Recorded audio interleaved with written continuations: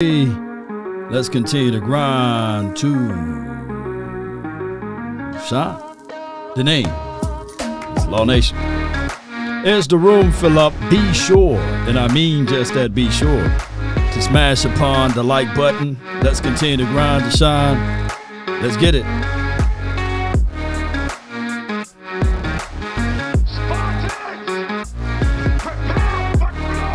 No doubt.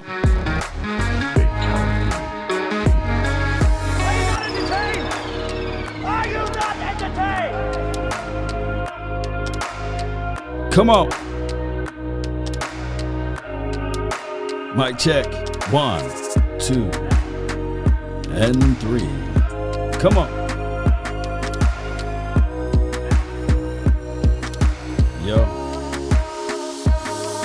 Yo.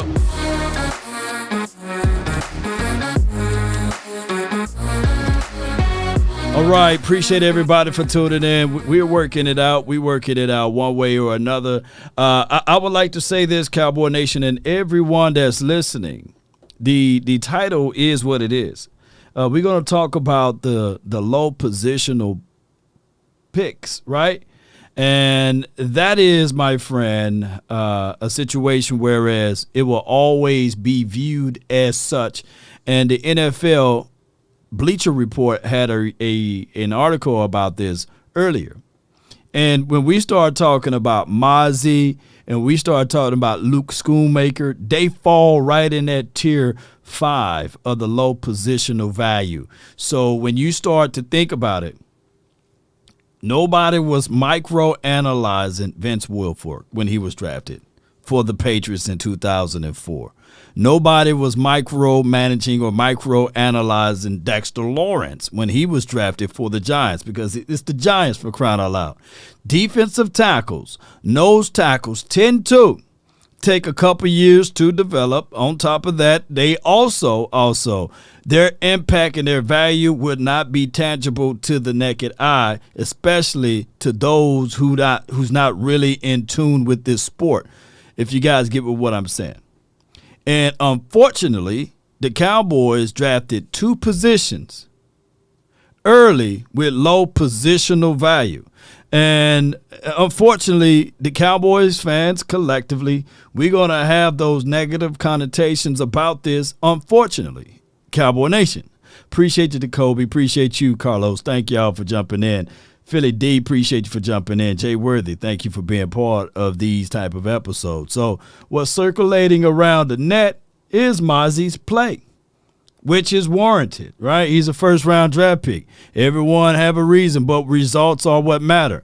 And a lot of people will be looking back at this and saying, hey, that's a wasted draft pick because you can't tangibly see the value of an interior one-tech guy, not a three-tech. Because when you start talking three-tech, then those guys tend to have quick twitch, quick burst, get upfield, shoot gap, be the enforcer, make plays on the opposite side of the edge rusher. But the nose tackle duty, the nose tackle job is not to get thrown out of the club like he's finna do right now. But the nose tackle job is to gobble up those double teams, right? To do the dirty work, to do the nasty grit grind for your mind type of stuff. And we already know about, dare I say, the actualities of a tight end. There's only a few tight ends that you can probably count on your hands when they had their rookie year that you say, hey, that dude is awesome. So for the Cowboys to do 2 scoops at a low positional situation, value, dare I say, could be the alarming thing for most. And let me see if I can pull up this chart from Bleacher Report, and they break it down from tier 1s all the way down. Let me see if I can get it together. Hold on. All right, you go right here. We go to Bleacher Report. Shout out to Bleacher Report. It says here, tier 1 quarterbacks. You draft a quarterback in the first round or the second round, everybody will know about it, right? Everybody will see that person. He will get the bulk of whatever rep that's necessary, right? And then when you start talking about tier 2, that's offensive tackle, pass rushers, whether it's a 4-3 or a 3-4, those guys get very, very, very high grades in that remark, because if you're going to be a quarterback in the National Football League, you got to have someone or something to stop said quarterback. Also, you got to have something to protect said quarterback.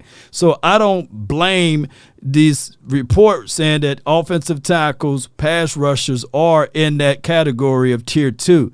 And then when we stroll all the way down to tier 3, wide receivers, your Mike linebackers, your outside linebackers, those guys. So look how that tier is. And somebody can literally argue and say, hey, man, you can draft a wide receiver in the first or the second round. You know, that could still give you some qualities, right? Jackson Smith and Jigba just the other day did a fabulous job against our boys, right? That doesn't mean that he's going to do that week in and week out, but that is something that more people who barely watch football can identify. Oh, he used that dude. Oh, he caught a touchdown pass, right?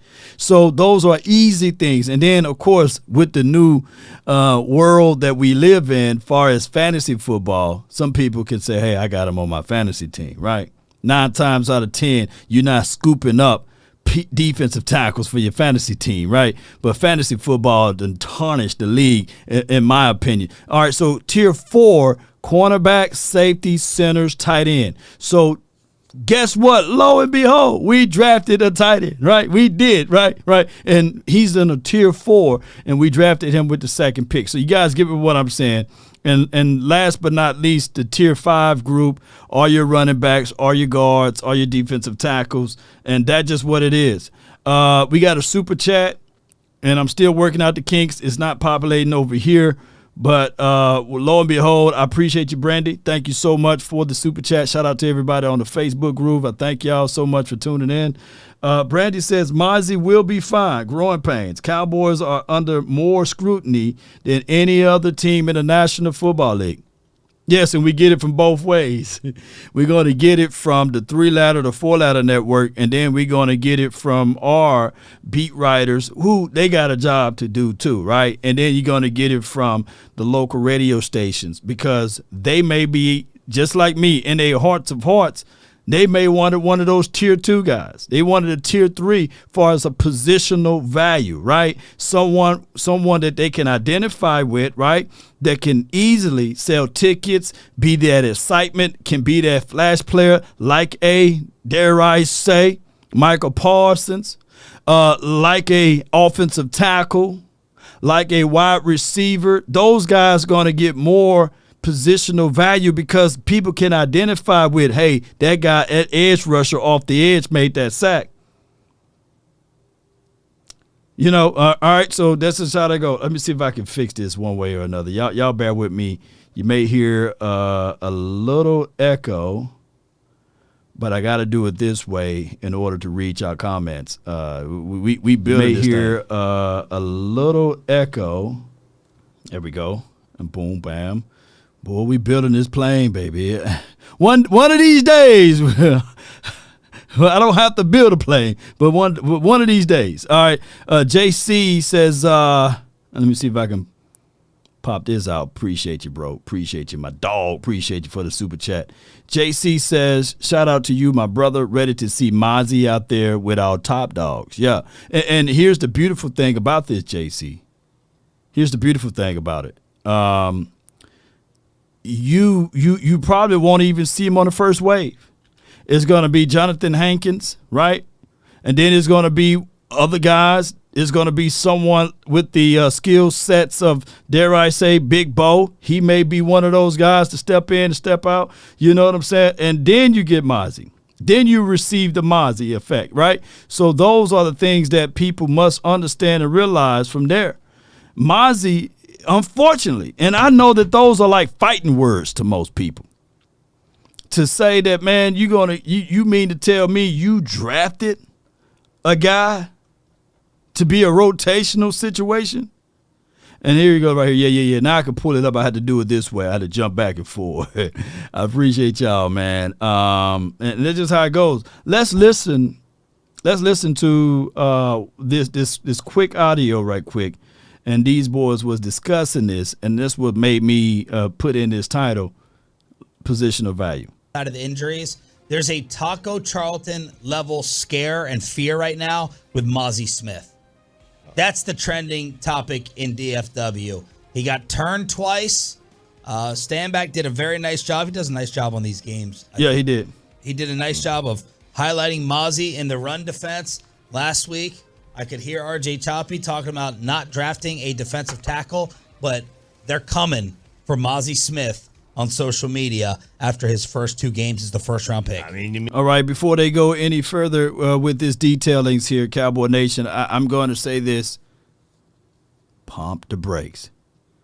Write this down. The same people that was angry and upset at Jalen Tolbert last year are the same people that's angry and upset at Mazi. I get it. When we said we stacked, I meant it. You know, when I said what I said. When I literally said us before the draft could win 12 games with the people that we have. Everything else is only ancillary anyway. Now, if you believe that before the draft we were 12-5, before we made any draft pick, before you hit that chime for your mind, you was already saying that, hey man, this is a 12-win team. This is a 12-win team.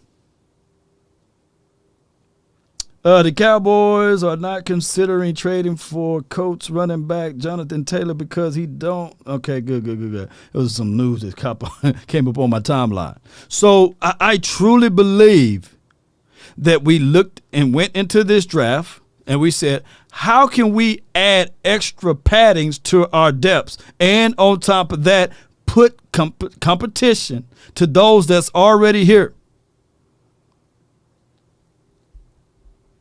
And we got that. Shoot, Jalen Tolbert, he got the wake-up call. Hey, man, got to get the weight room, man. Hey, man, I got to meet up with Brandon Cooks, try to learn everything X, Y, and Z.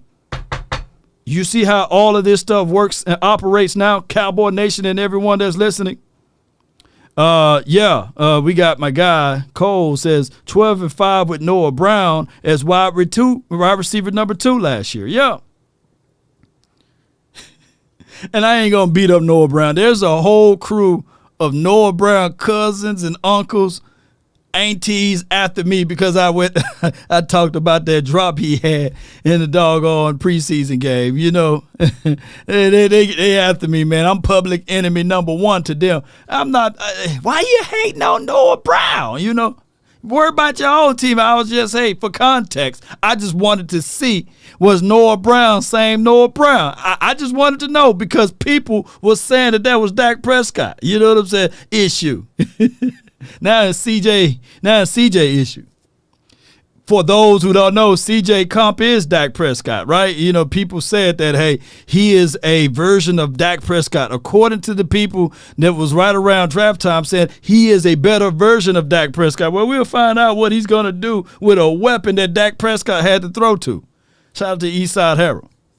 So we will see. But let's listen to more of what they have to say. You mean drafted somebody of low positional value in the first round was a bad idea? Who would have thought of that one? I was actually surprised by this because that should be a position where, you know, it's relatively, I don't say easy to find somebody, but like, you know, it shouldn't be like, it's not wide receiver. No, you know, it's not a quarterback. It's tough to find somebody who's as good enough of an athlete and strong enough to take on double teams consistently, and that's his job. He's supposed. No doubt, that's a tough thing to do, man, especially as a rookie in a baby's body. There's people right now that can throw 330. Let the AI speak. I believe the AI going to speak now since this computer should be fixed now. But there are people that they can throw 330 pounds around like it's nothing. And it's Coach Marv. Let me read this, what Coach Marv says. Law, do people remember Jordan Davis was a no-brainer pick? He played very little last year. Not a damn word said. Woo! Woo! Big Jordan Davis, and I wanted him. And this is the truths. These are 1,000 truths. A lot of Eagles fans, and I'm not talking about you, Coach Marv, by saying that, but a lot of Eagles fans, if you hear, I'm with the mindset to say, yeah, Jordan Davis, excellent coming out of college, right? He would have fit right on in well with this particular scheme and system. As a rotational guy, by the way, he wouldn't be the starter. He'd be rotating in with Big Jordan Davis because he can only give you a limited amount of snaps. I can't foresee Jordan Davis giving you 40 snaps and beyond. So I look at Jordan Davis' max capacity for what he can bring to the table, 20 to 25 snaps as a young man. But I'm going to say this before I forget my point. There are people that can slang 335 around in the gym, right? There are people literally that can do all of the lat pull downs, can do all of that stuff as relates to chiseled, looking like the Hulk. Always wear small shirts and stuff. But there's a guy that's working on somebody's roof down the street. There's probably like 5'7", 5'9", and the person that's slanging that weight around 6'2", 6'4", or what have you. That little 5'8", 5'9" person that work with those sheetrocks and those shingles all day will wear that man out because he been around this world of lifting stuff at different points, right? Angles and stuff like that. Just because you're big doesn't mean that you're going to be strong, right? Shout out to my Facebook people. Y'all know what I'm talking about, right? But y'all know exactly what I'm saying. So you're going to have to learn how to utilize and use the weight, strength, and all of that stuff that you know how to move around. But there are literally people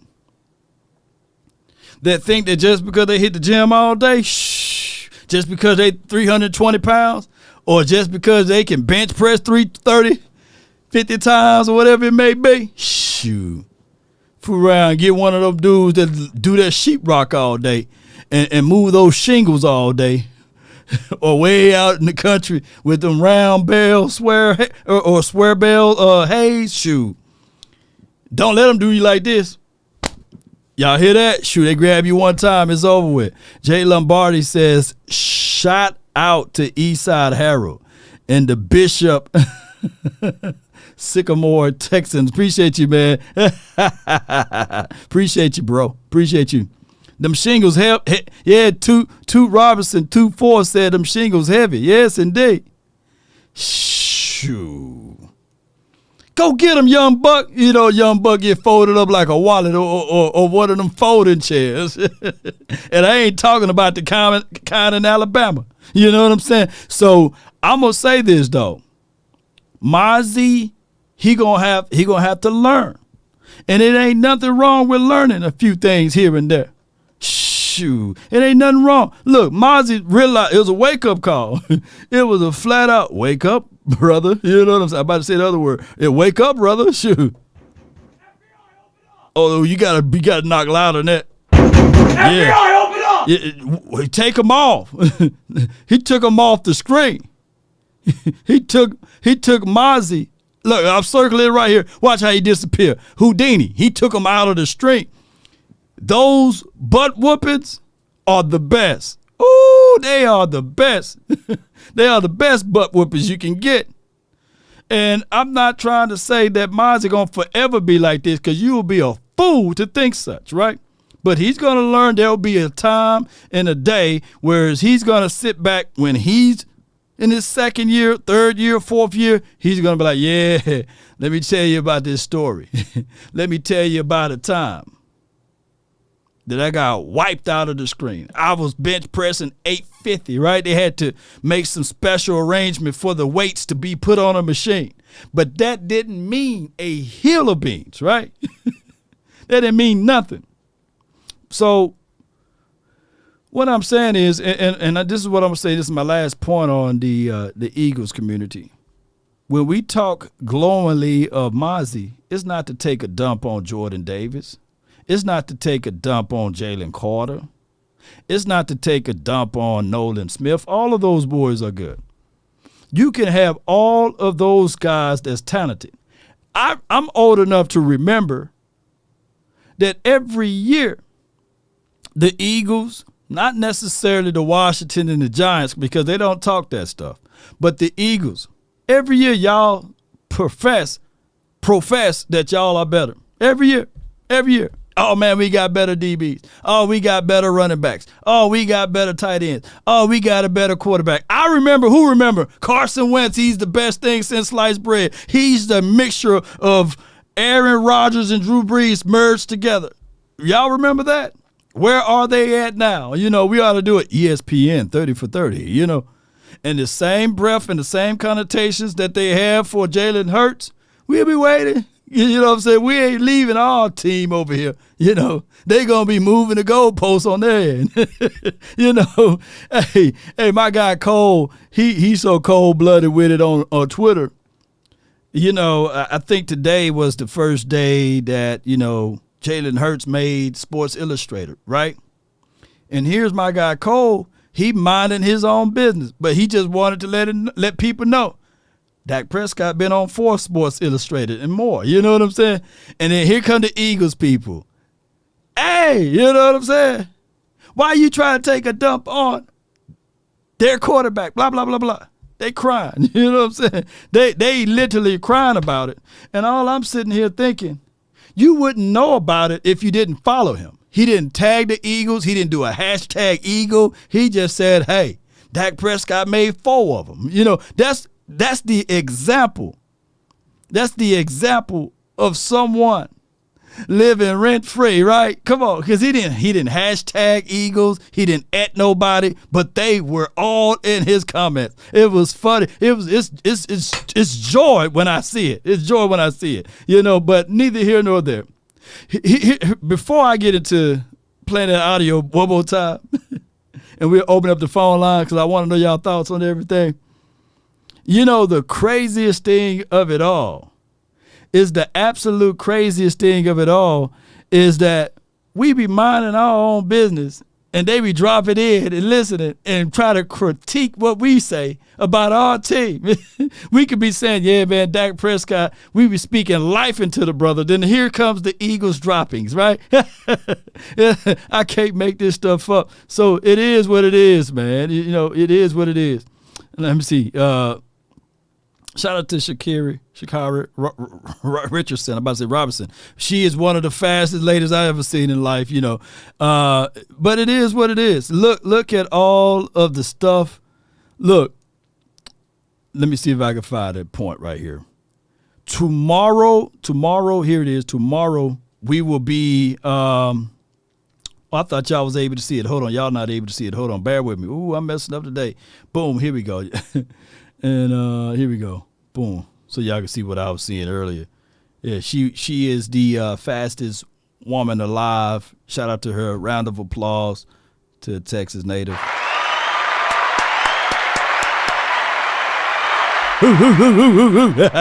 She running, boy. She running. All right, so glory to her, what have you, and may she continue to excel.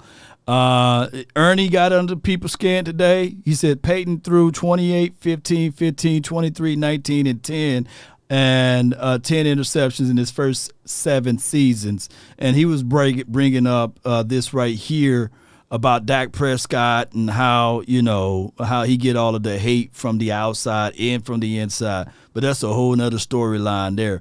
But what I wanted to say is that open practice will be tomorrow here in Frisco. And if you're in the area, even if you're 2-3 hours away, drive up, come see the Cowboys live, and have a great time. I think it's free $99 to get in, and then there's some things you got to pay for as far as food and beverages and things like that. But it's an open practice tomorrow at 6 o'clock. That's when the sun go down. It'll still be about 100 degrees outside, but it will be open practice for these next 3 days. And those are the things that I would love to see y'all at. To take on 2 NFL offensive linemen at a time. That is a rare strength trait. And you're not going to flash as a one technique defensive tackle as much. I think that's kind of what RJ was saying. It's not a receiver, but how much should we be worrying right now? Your linebackers should flash. That's usually the sign that your one technique is doing its job, is that your linebackers are flashing because they're being kept clean. They're not getting blockers on them. They're able to run free and make tackles. The problem is that it's just completely inconsistent. There are times where he's eating up blocks and they're forced to bounce things outside, and that looks good. And then there are other times where, like Isaiah Stanback pointed out, you're getting turned around. As soon as you get turned around, you lose the rep, and it's done. And you've lost your job. You've not, held the point of attack. And he's somebody who just right now, he's not very consistent. I don't think the Taco Charlton, Tristan Hill chatter is warranted yet, but it is something where he's not playing as consistently. He's still a very young player. All right, so those are all valid points. Let me copy this and shoot the link out to you all. I appreciate everybody for being part of these episodes. That's the link for my Facebook crew, and then this will be the link for all the people that's on the YouTube sides of things. All right, so you want to keep your shoulders squared. Football is weird, though, in the reality of it. It's all about keeping squared, keeping your feet up under you, you don't launch and lean too much, but you want to keep your pad levels low, and you want to be able to use your core. That's more than anything on your body that you must utilize and use, even on any point of the defensive side. DBs got to stay squared. Linebackers got to stay squared. Defensive tackles got to stay squared. And, edge rushers, you got to bend and get around, right? Dip and these sorts of things. So the moment you get those shoulders turned, the rep is over with. The rep is over with because that's the objective of the offensive lineman or tackle, basically, is just turn your shoulders, turn your body, and redirect you, get out of the way.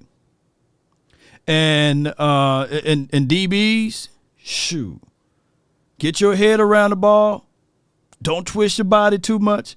And where your head goes, your body goes, right? So we've seen issues and problems with young guys who's trying to get accustomed to things that they used to cheat with on the collegiate level, high school level, middle school level. You can't do that anymore because on the pros level, you're getting the best of the best from the college, supposedly, and you're getting the best of the best.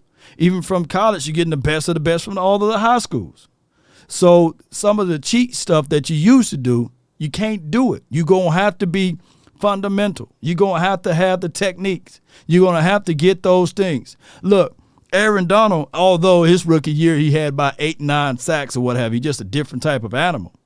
But to make the necessary leap, this dude went and seeked out the best, right? He seeked out DeMarcus Ware. He seeked out some of the guys, some of the sack leaders or what have you that was during that time frame, his rookie year and his sophomore year and beyond.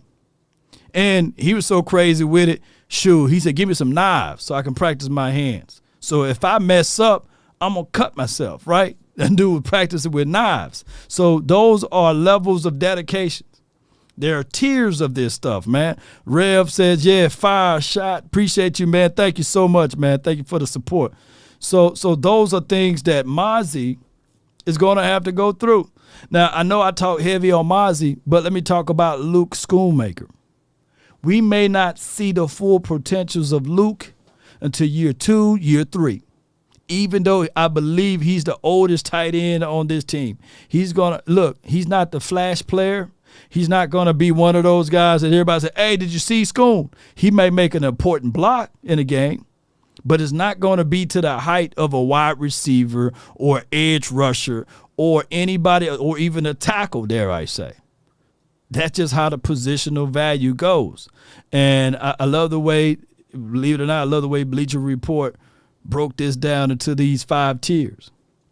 They're right on the money with these tiers. And what I'm going to do here is because I want to support them. Let me see if I can get this article out to y'all. I'm going to share this article so y'all can thumb through it and read about it on your own personal time. Luke will be Jason Witten. Yes, Heartland Cowboys. Yes, indeed. He'll be the Jason Witten type. if he can stay healthy, right? Other news, Matt Walesko, he had hurt his shoulder, his opposite shoulder from his surgery or what have you. And we don't know. It'll be week to week from him. All right, so that's the link to the Bleacher Report. Y'all be sure to check them out and read over all of that stuff. Boy, it's been great talking to you guys today. It's been great. Call my phone, hit my line. Only ones who down for Come on. Keep it super thorough my way on this side. Keep it super thorough my way on this side. Call my phone. There is one other participant in the conference. Let's go. Appreciate y'all, boy. 657-390-7391 is the hotline for your mind. Appreciate y'all. Thank those who tuning in. Appreciate you. I got some callers already in here ready to ball with me. I got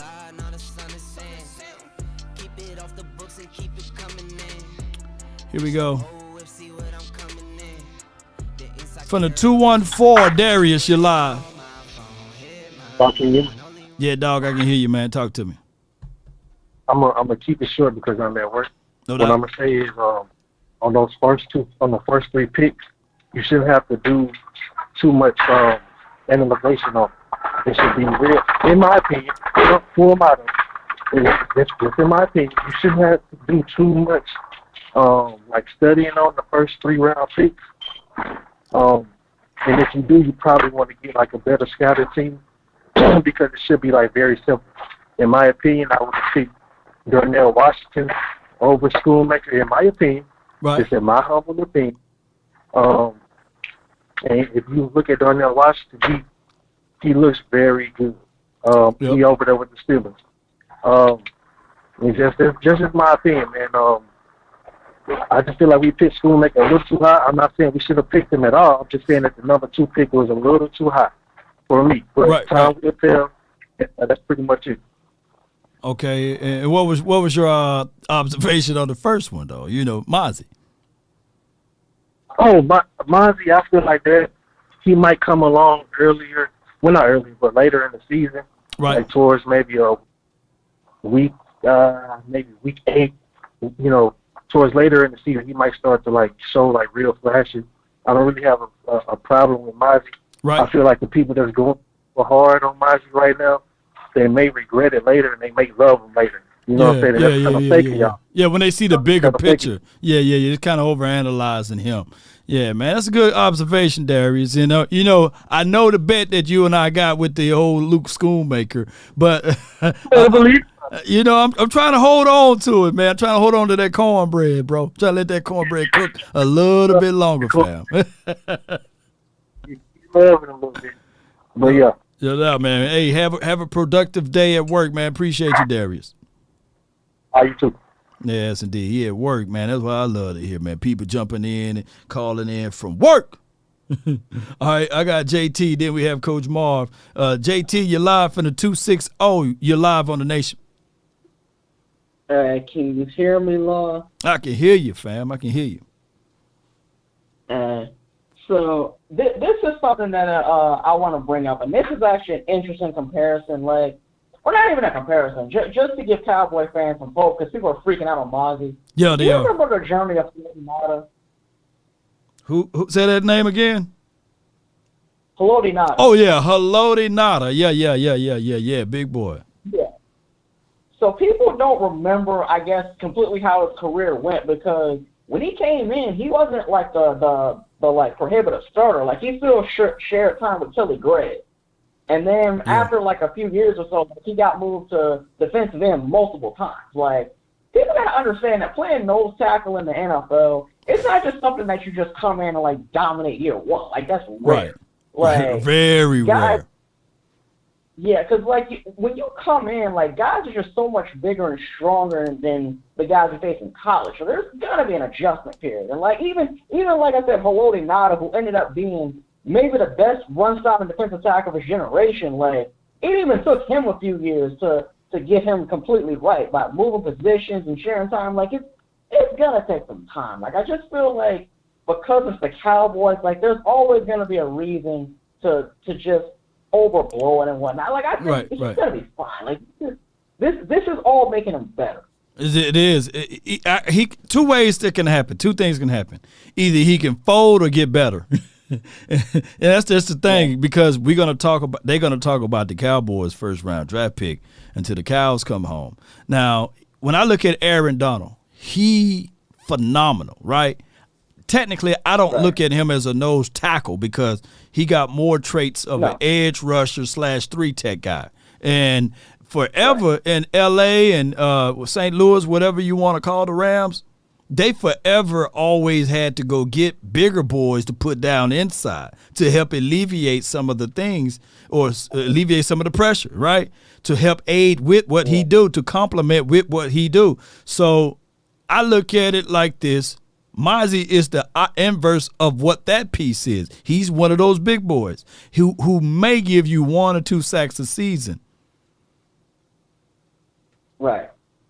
So, yeah, and here's another name that I'm actually thinking of who didn't go through the same journey as Haloti Ngata. He kind of went through a different little phase. But, like, remember Shaun Rogers? Oh, yeah, Shaun Rogers. Yeah. Big boy, yeah.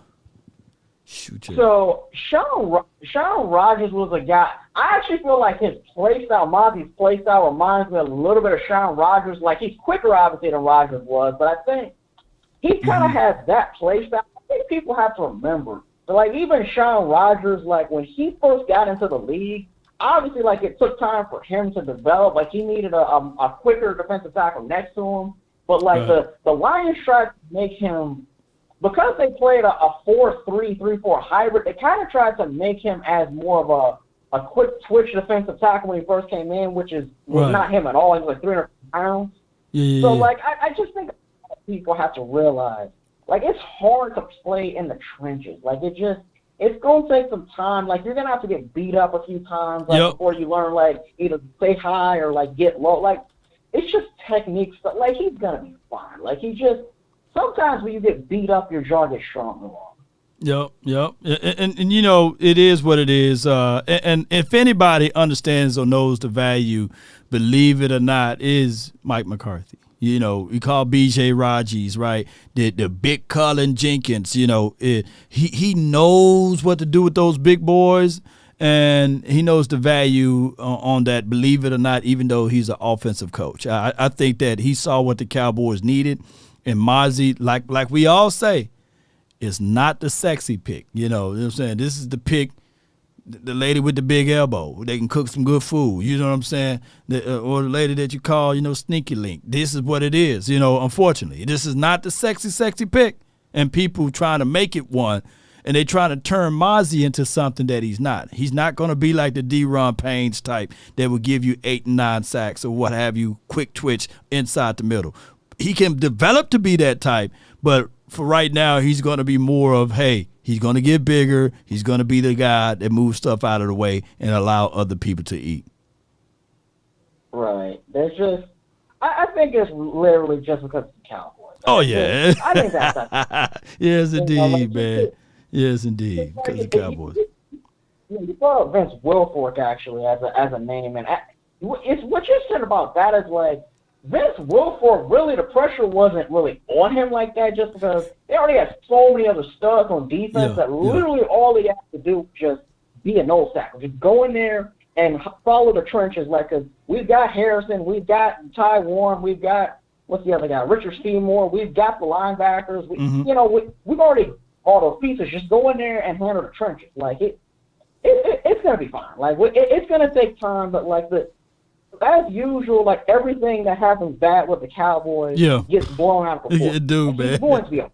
It do, man. Hey, I appreciate you, JT, man. Thank you so much for calling in, fam. Salute, Law. No doubt, man. Oh, man, he went in his bag today, man, and I'm surprised he didn't talk about Saragusa and Sam Adams and all of those big boys. But we can go back and forward about this, man. But one thing I can tell you, man, if the dude was strong in college, he's about to get stronger now in the pros. And what we want him to do is continue to be healthy, continue to pick up the game and learn the game. I love the fact that how my guy broke it down. He did a real fabulous job of breaking it down on his channel. And I'm gonna share the link before this page go away. But he did a fabulous job of saying and breaking down and going through everything of Mazi going up against the number ones, right? He didn't win all of his battles and he didn't lose all of his battles. But the battles that he did lose, of course, they will be highlighted because he's a Cowboy. All right, next I got Coach Marr from the 803. You're live on the Nation. Thank you for calling in. What's going on, Law? How you doing, brother? Oh, man, all is well. I can't complain. Hey, man, I'm giving you something that you probably could pin on your thing, man. Mm-hmm. Great expectations. Unrealistic expectations are sometimes the blindfold to see back. Okay. Unrealistic expectations are sometimes the blindfolds to see true value. Deceive true value.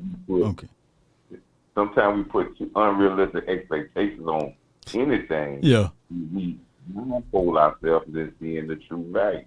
True. Because we're looking for something else, but we see value in what we have. True. But we can't see it because our expectations are unrealistic. So yeah.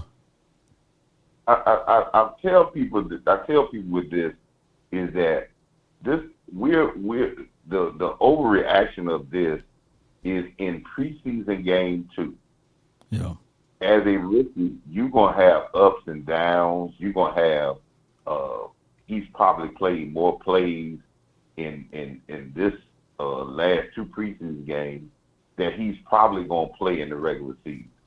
The Cowboys are now trying to stress him with giving him playing time in the preseason with a lot of plays, so they can find out where is his play, what level, what is his rep count, what's going to get the maximum out of him.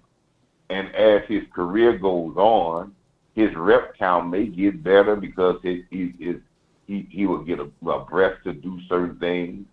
You're going to put him in situations where he's going to be able to do one thing, and he's going to be dominant in that, and we're going to get success out of him because we have a host of guys that can do other things. So he's not going to be counted on to do it all or try to figure all it the time. out. So Coach Marv, you're looking at it like probably 15 to maybe 20. Maybe more than 15 to 20. Okay. Because if you might get to 20. All right. Yeah, you might get 20. Wait. It's 6. It's about 60 in the game, right? So let's do this. Jonathan Hankins, how many he gonna get? Probably around 30 or 25, 30. So there's 30 left. So Big Bo, how many he gonna get? He may get about 10. Okay. Mazi got flex. Mazi not. Oh yeah, he gonna get some of the 3 techs. Yeah, he get some of the 3 techs reps. Because let's put it like this. Let's think about it like this. Osa played outstandingly well last year. He did. Right? Yeah. He only got 57% of the snaps. Yeah. Yeah. So in Dan Quinn's defense, it's going to be very hard for any defensive lineman to get over the top defensive stats because their rotation, they play a lot of defensive linemen, and they play guys in situations that fit them well. Yep, true. So that's what, and there's not. If you look at the Washington or even the Eagles or even the Giants, their rotation is not as deep as ours, and their guys play 80% of the snaps. The better players play 80-something% of the snaps because they don't have a rotation like we have, they don't have a defense that we have.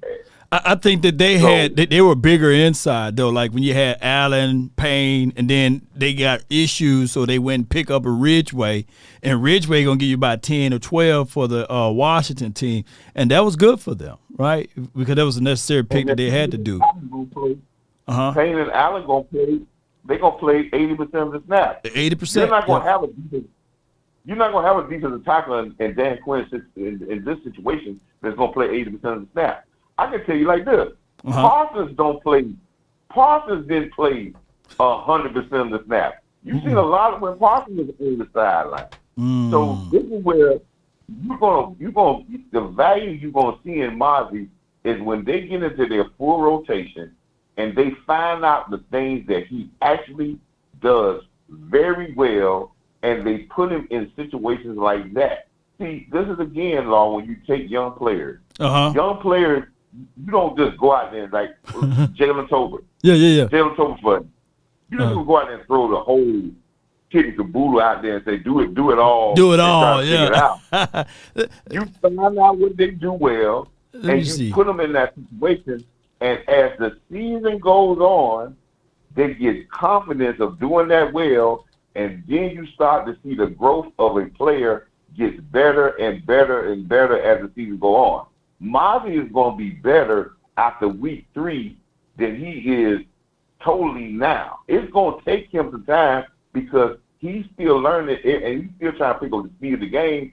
And he right now in preseason, they ain't trying to put him in no special. They just saying, okay, do it all right now. Every defense we run, you out there. And now what they're doing is evaluating his film, find out what he does well, right, what he does poor, and not put him in that type of situation. Let me read this out to you then, Coach, before I let you go. Carlos Watkins last season had 16 solo tackles, 11 assists, 1 forced fumble, 6 total pressures, 9 stops, and about 278 snaps or reps. Can Mazi be better than Carlos Watkins year 1? By far. Huh? By far. And we winning then, baby. We win. If he's better than Carlos Watkins, we winning. I appreciate you, Coach. Yeah, that's all we need him to do. Let me say about Carlos Watson real quick. Talk to me. Carlos Watson is not going to get Carlos Watson is a little bit like Dorrance Armstrong with me. He's got a lot of cleanups. But I believe Mazi is going to be better because they're going to put him in situations where he's going to do well.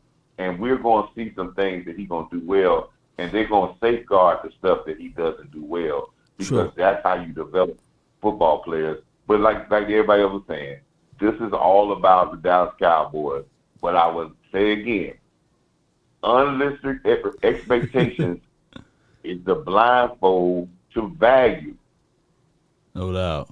Man, shoot, Coach Marv, man, you always bring us, man, some of these good ingredients, man, to life. Thank you so much for calling in, Coach Marv. Coach Marv, y'all. All right, baby. Good call from him. So, year 1, I'm just rooting for my guy Mazi to be better than Carlos Watkins. You know what I'm saying? Who else y'all want me to look up? Because I'll look them up right quick. But just for those who didn't get a chance to see, let me pull it up on a bigger screen here. He had 16 solo tackles, which is pretty good for an interior guy, by the way. 0 in the sack categories, 1 forced fumble, 11 assists, and he had about 9 stops, 6 hurries, 6 pressures. And that's a half of a game for my guy Parsons, right? It's just crazy. Parsons had 90 pressures last season. That's crazy. But this was off of 200 and about 78-ish snaps there. So I would say this, Cowboy Nation, let's not throw the baby out with the bathwater. I get it. We didn't draft a first-round draft pick to be like our 3rd rotational guy. But we did because that's the nature of nose tackle, defensive tackle. I'm quite sure that there were some games last year. Watkins, he showed us a little something, right? But he spazzed out, you know. He been hit his Ceylon, you know what I'm saying? So it is what it is.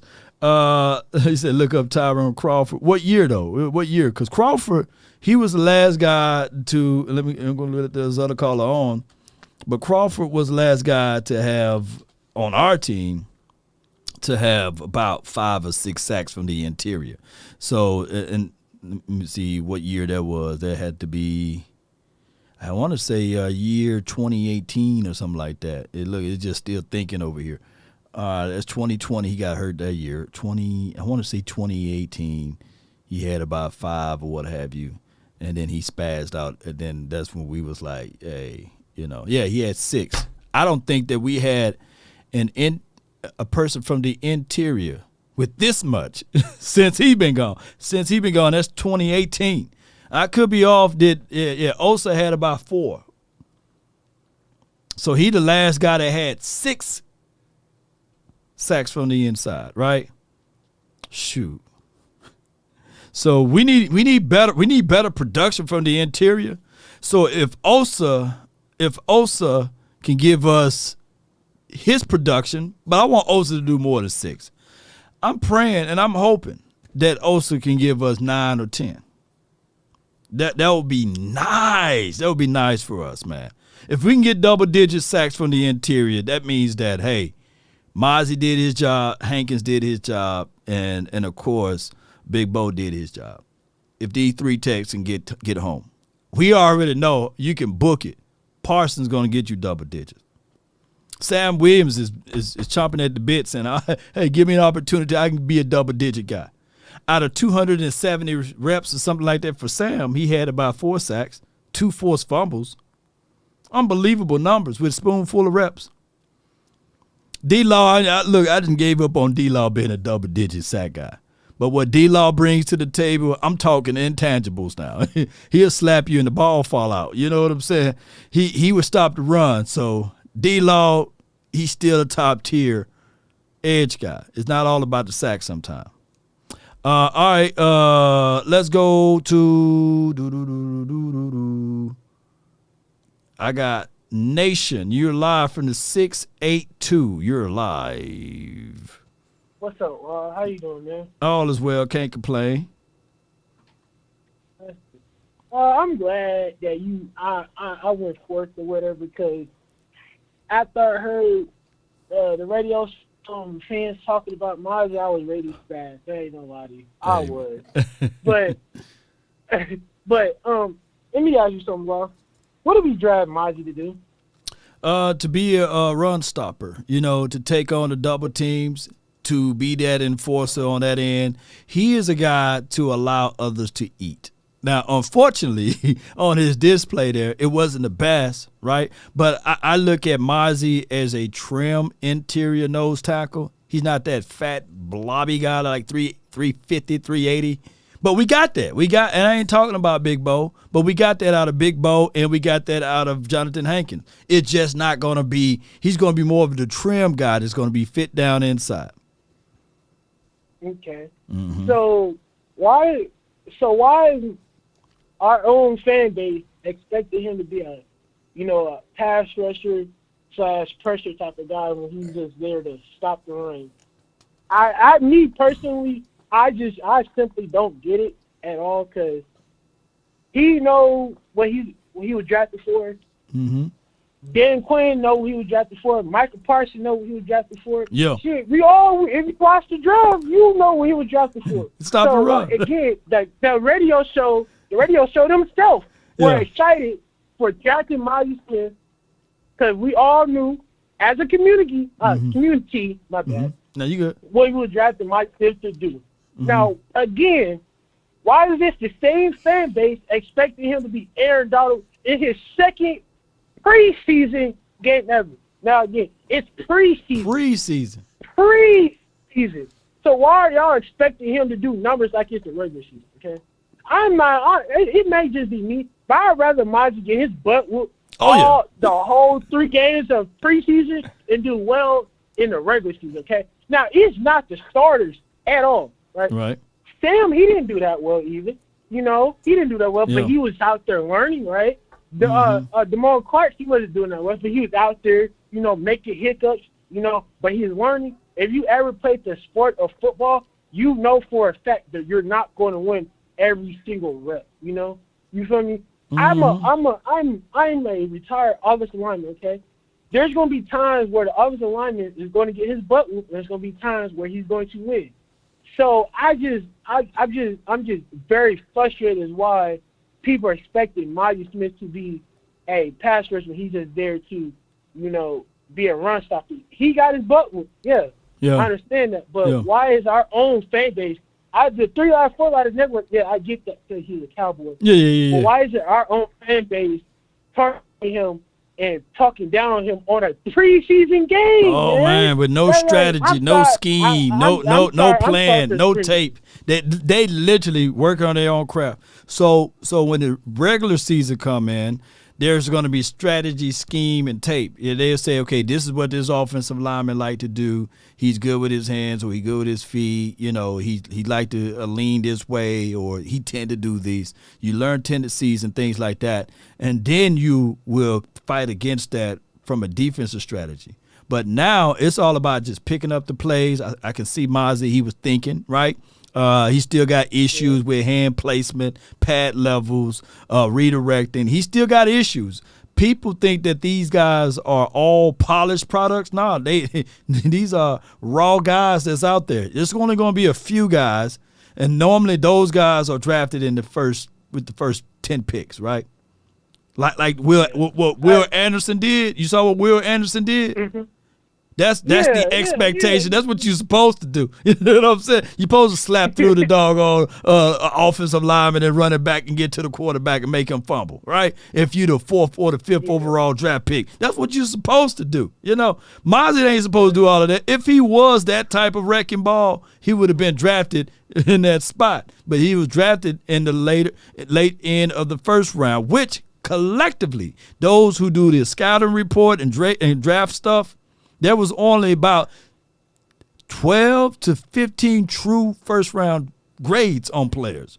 Mazi was considered technically a second-round to a third-round grade.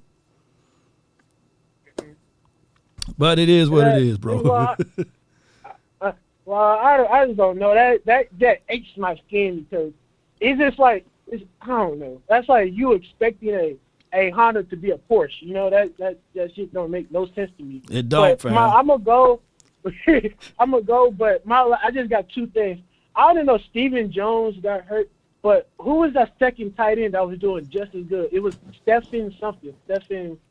No, that was Stephen. Yeah, Stephen. I know it looked like Stephen, but it's Stephen Jones. Yeah.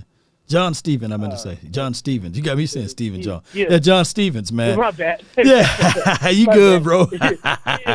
Yeah. And one more thing. I go.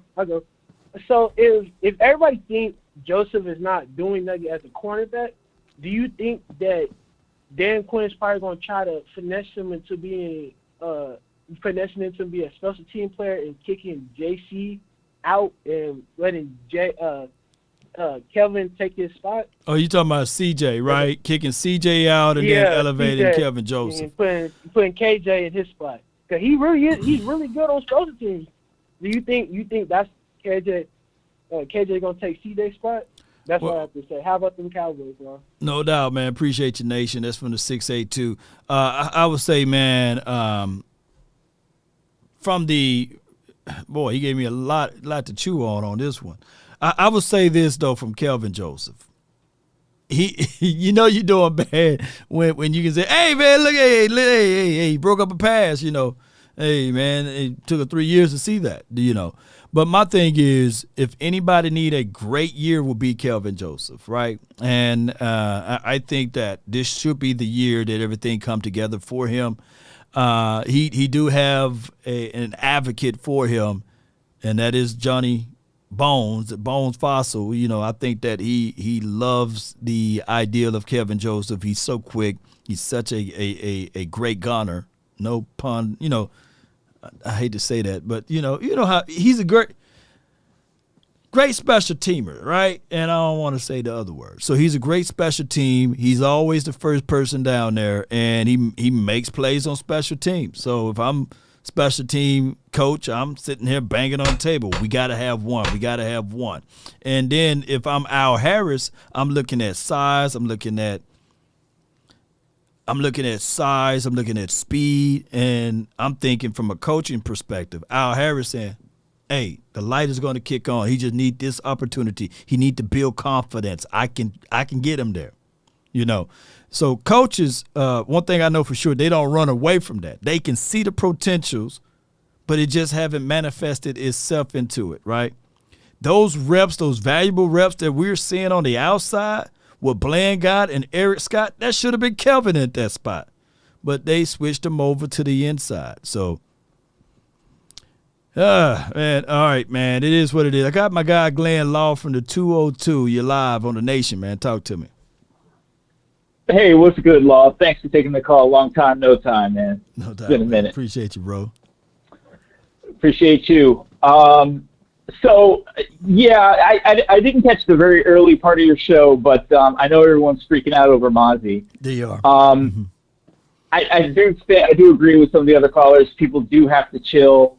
He's not Warren Sapp. I know that's what people want. They want a game wrecker on the inside, but that's clearly not going to happen. But my question to you is, do you consider him to be the starter? I say no. What do you say? No, I consider him being a guy that's going to get a lot of reps, but it's not going to be a starter. He's going to be rotated in. He's still going to get a lot of reps as 3 and 1 because that's what Will McClay said. He's going to give him reps at 3 and 1. Mm-hmm.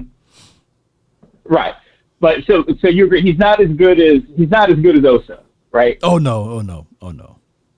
Okay, all right. Yeah, I think we're on the same page. I have him as a rotational piece. It sounds bad though. It sounds bad, don't it? Let us all be honest. Let us all be honest. It sounds. Look, I'm gonna put the camera back on me. It sounds terrible. You drafted the guy in the first round to be a rotation. You know what I'm saying? But we can't help that we draft pretty well and we stacked. Like let's be real. Yeah, let's be real. If we drafted Nolan Smith, would he be a rotation? Is he going to take D-Law's job? Is he going to take Parsons' job? He would have been a rotation.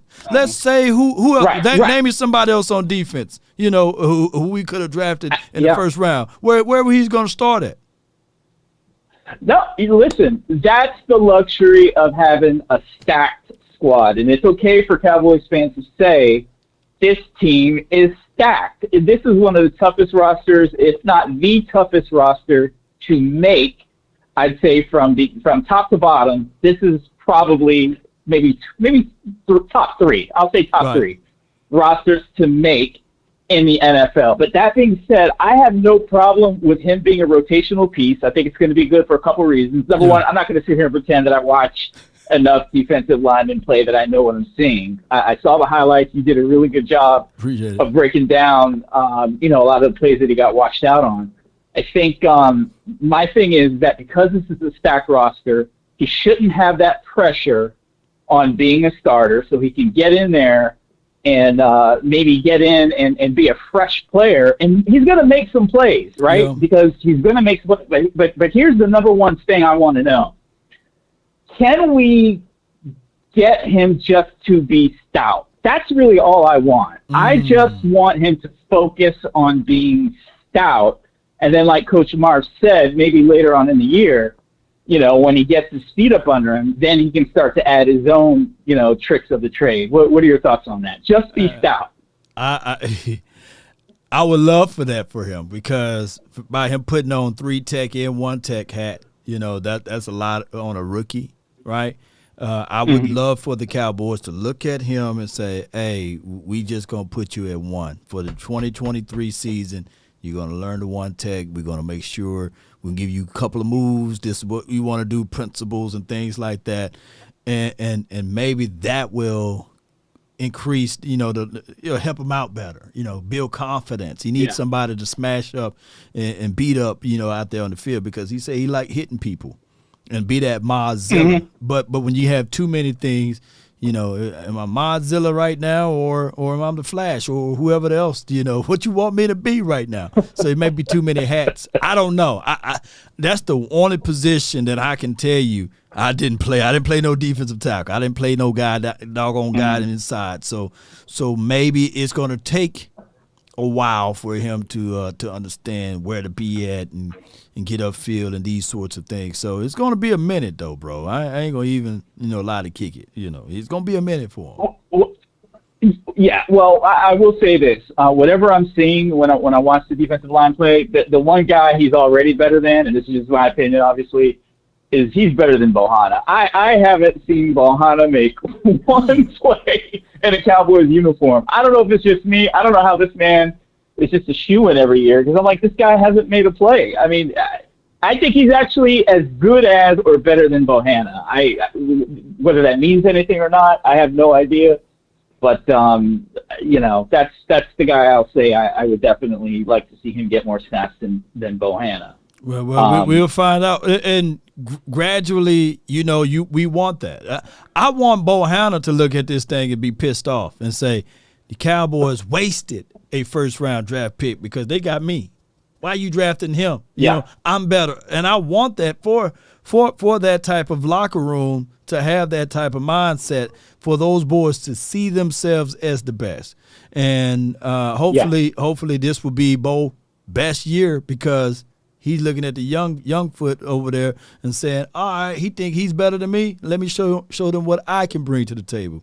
And that's how the iron sharpen iron thing goes, man. Yeah. Well, one last comment, and I'm out of here. And it has to do with the offense and the play calling and some observations. One quick observation. I noticed when I think it was the first drive of the second half, there was a sequence, and you may have already talked about this, where Mike McCarthy came out. He didn't go shotgun, which I'm glad because I feel like that's been way overused the last couple of years under Kellen Moore.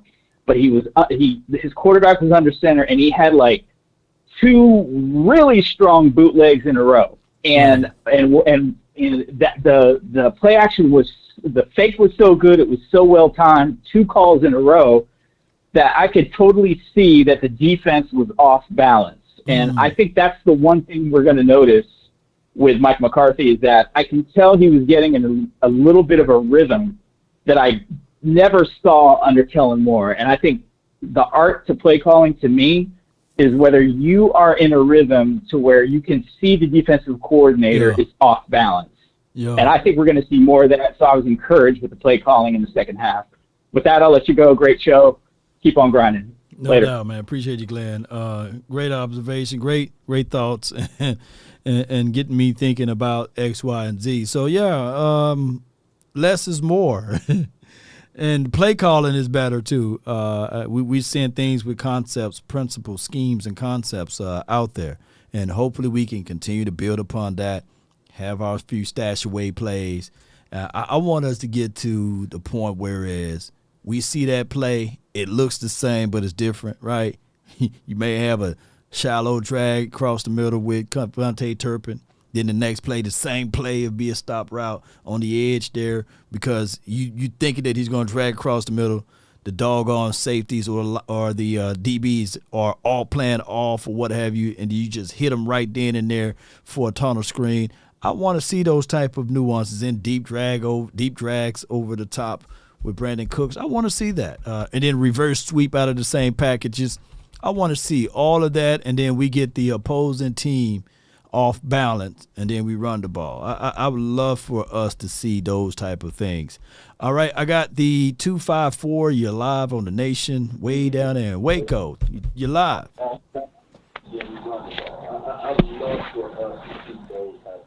You're live on the Nation. All right, 254. We gave you a shot.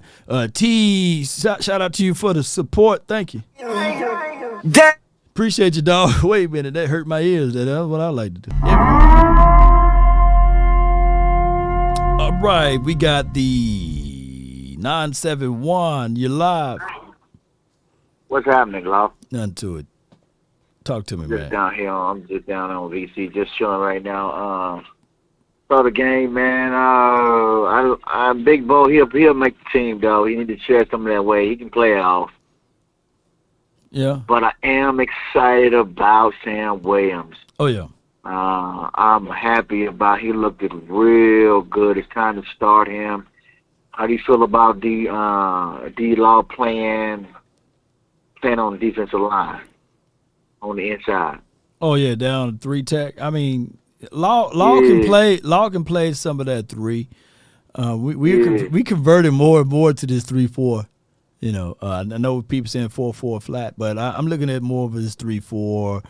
I can see him playing down inside and having Sam Williams with the packages of Michael Parsons, Sam Williams down there. I can see that, and I think he done got bigger though. Huh? Williams done got bigger. Oh yeah, Sam Williams is extremely nice. Yeah. You playing some non-technique last game, line out wide and put some stresses on the offensive tackle. Can you imagine a package whereas you do that same formation, but you have Parsons and Williams on the same side? Oh my gosh! Right. The Cowboys could do all that, man. What do you feel about the secondary? Well, we ain't seen Gilmore and Diggs over there, but we didn't see Bland. We saw Bland the first game. Hopefully he can hold up. He do get in trouble with faster and quicker receivers. That's what I'm kind of worried about. But other than that, I don't know about 25, man. He got a high ankle sprain, so he got it at the wrong time of the year. I wouldn't cut Nashawn. I wouldn't cut him at all. But I R him or something like that. I'll try to preserve his spot. I wouldn't try to rush him back out there. I think he is solid backup. I just think that I would do that with him and put him on some bubble wraps and we would just rock with him and to know that he can come back week 4, week 5-ish. Okay, so you feel good about the defense going into week 1 then? Oh, yeah, man. Shoot. The defense, although, look, it's a weird effect because the Cowboys refuse to play any of their starters on defense outside of a few, but outside of Osa, basically. I think this defense is going to be fresh, man. Giants going to have, look, last year, I think it was Thanksgiving we played the Giants, right? Right. They scored a cheap touchdown at the end. We literally blew those boys out. You know, I think that Mike McCarthy got something up his sleeve against Brian Daboll. Yeah. And this defense is going to be fresher. This defense is going to be fresher. So I think we're gonna do something to those boys week 1. Right. So we still gonna get our side bet going. Plus, we're gonna have more tackles than Clark. No. I said Clark is going to have more tackles than Parsons. Yeah, Parsons. Yeah. We still got this side. I'm saying Parsons going to have more tackles than okay, then. Yeah, he ain't going to have that. We got to figure out I got to figure out to go get my paper at the end of the season, so we got to link up on that. No doubt, man, JP. Man, I thank you for calling in. One more thing, before you let me go. How do you feel about this offense? Do you feel that they're going to do enough scheming to score enough points? Because what we seen with Cooper and Will Greer, how do you feel how they gonna scheme it up? Because we're coming with the run first approach this year, right? Well, in West Coast, even though they use the pass for a run, do you remember Roger Craig? Those underneath those short routes or whatever. Right. They're gonna operate like that. There's gonna be some quick passes or what have you. But I foresee that this team can average north of 28 points a game. That's enough points, man. I think that 25 is the sweet number. If the Cowboys offense can get to 25 points, the defense can take care of the rest. Okay. Yeah. But I just see that this offense is going to be better than 25. Even though we had, even though Dak Prescott had a lot of INTs when he came back, they went to start averaging 28 to like 32 points a game. So, and that's with Noah Brown, dog. That's with T.Y. Hilton and on the later end of it. So we got more and more weapons now, bro. Yeah, we'll see how it play out. We'll see how it play out in week 1. It's gonna be nice to see. Yeah. I got another question before I let you go. Did you ride the pine? What'd you say? Did you ride the pine? Oh yeah, man. I rode the bench, man. Everybody was. Oh, you did? Damn. See, that's what I knew it.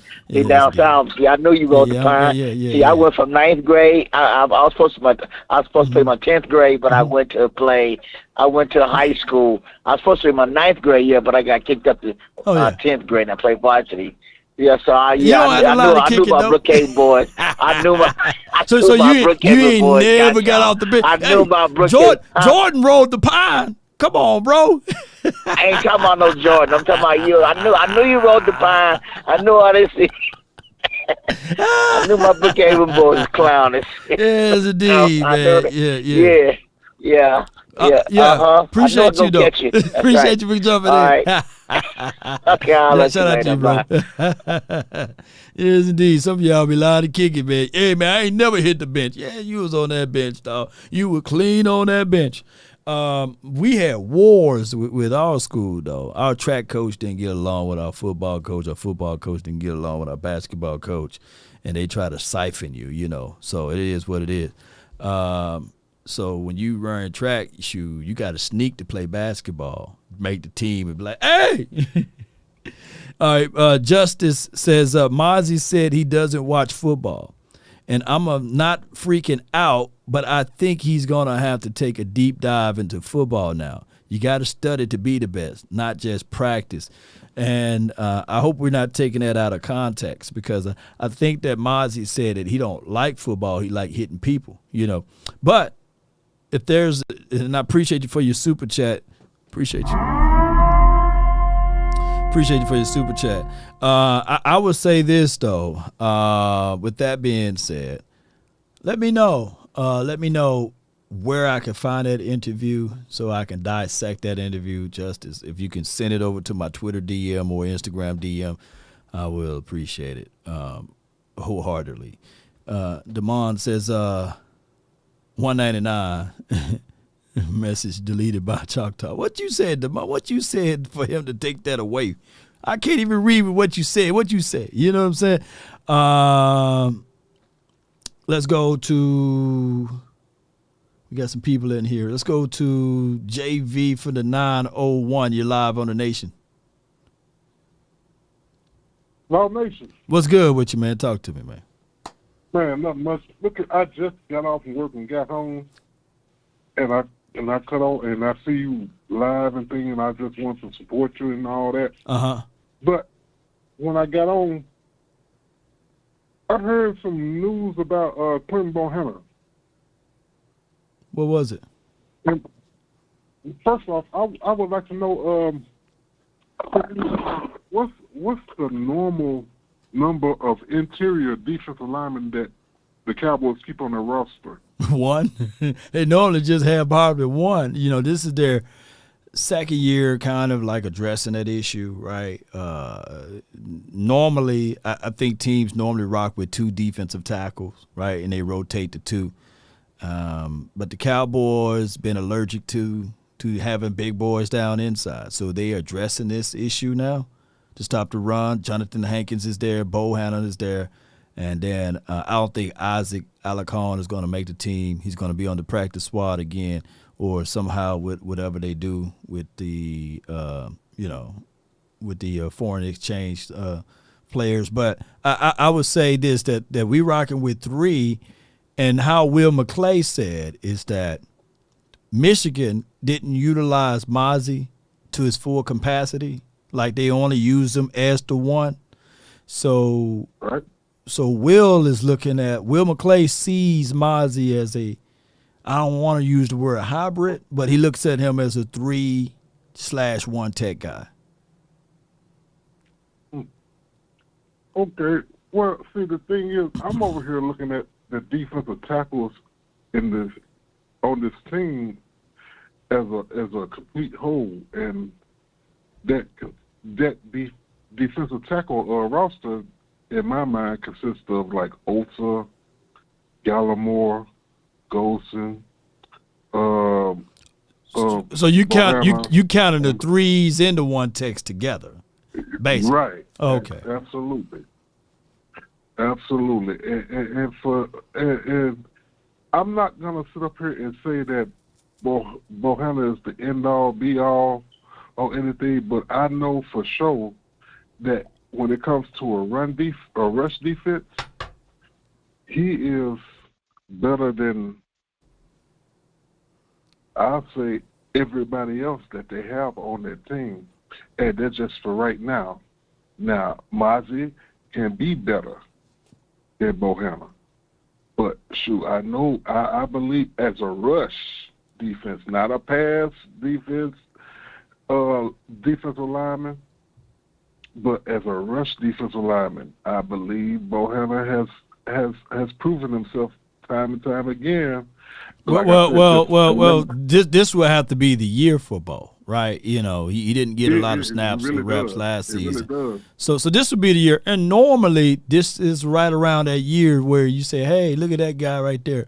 And I think Bo is going to move his weight around properly. You know, I think he got his weight control. He's not 350, 360 anymore. He's more like 325, 330. I think that, you know, he knows his system a little bit better than what he's seen it last year.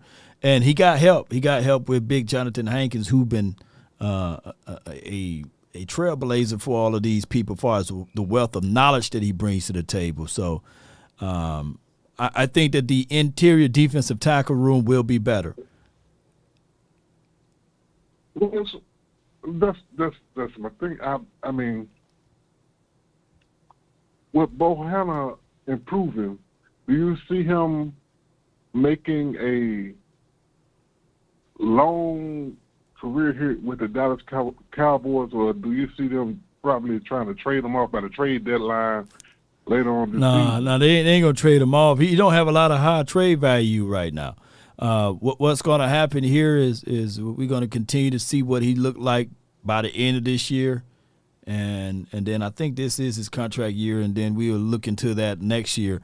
But I think that Bo is going to have a great year this season because of the fact that he's been in this system for a minute now, and he's got somebody that can help him. Jonathan Hankins is going to be a real wealth of knowledge for those boys. Hopefully, man, I get the chance to talk to Jonathan Hankins to see how much of an influence he's been to the other guys. Because keep in mind, Jonathan, he's long in the tooth right now, and he's going to be one of the guys that can be that bridge for Big Bo and Mazi for the future. I think that those two guys could be that.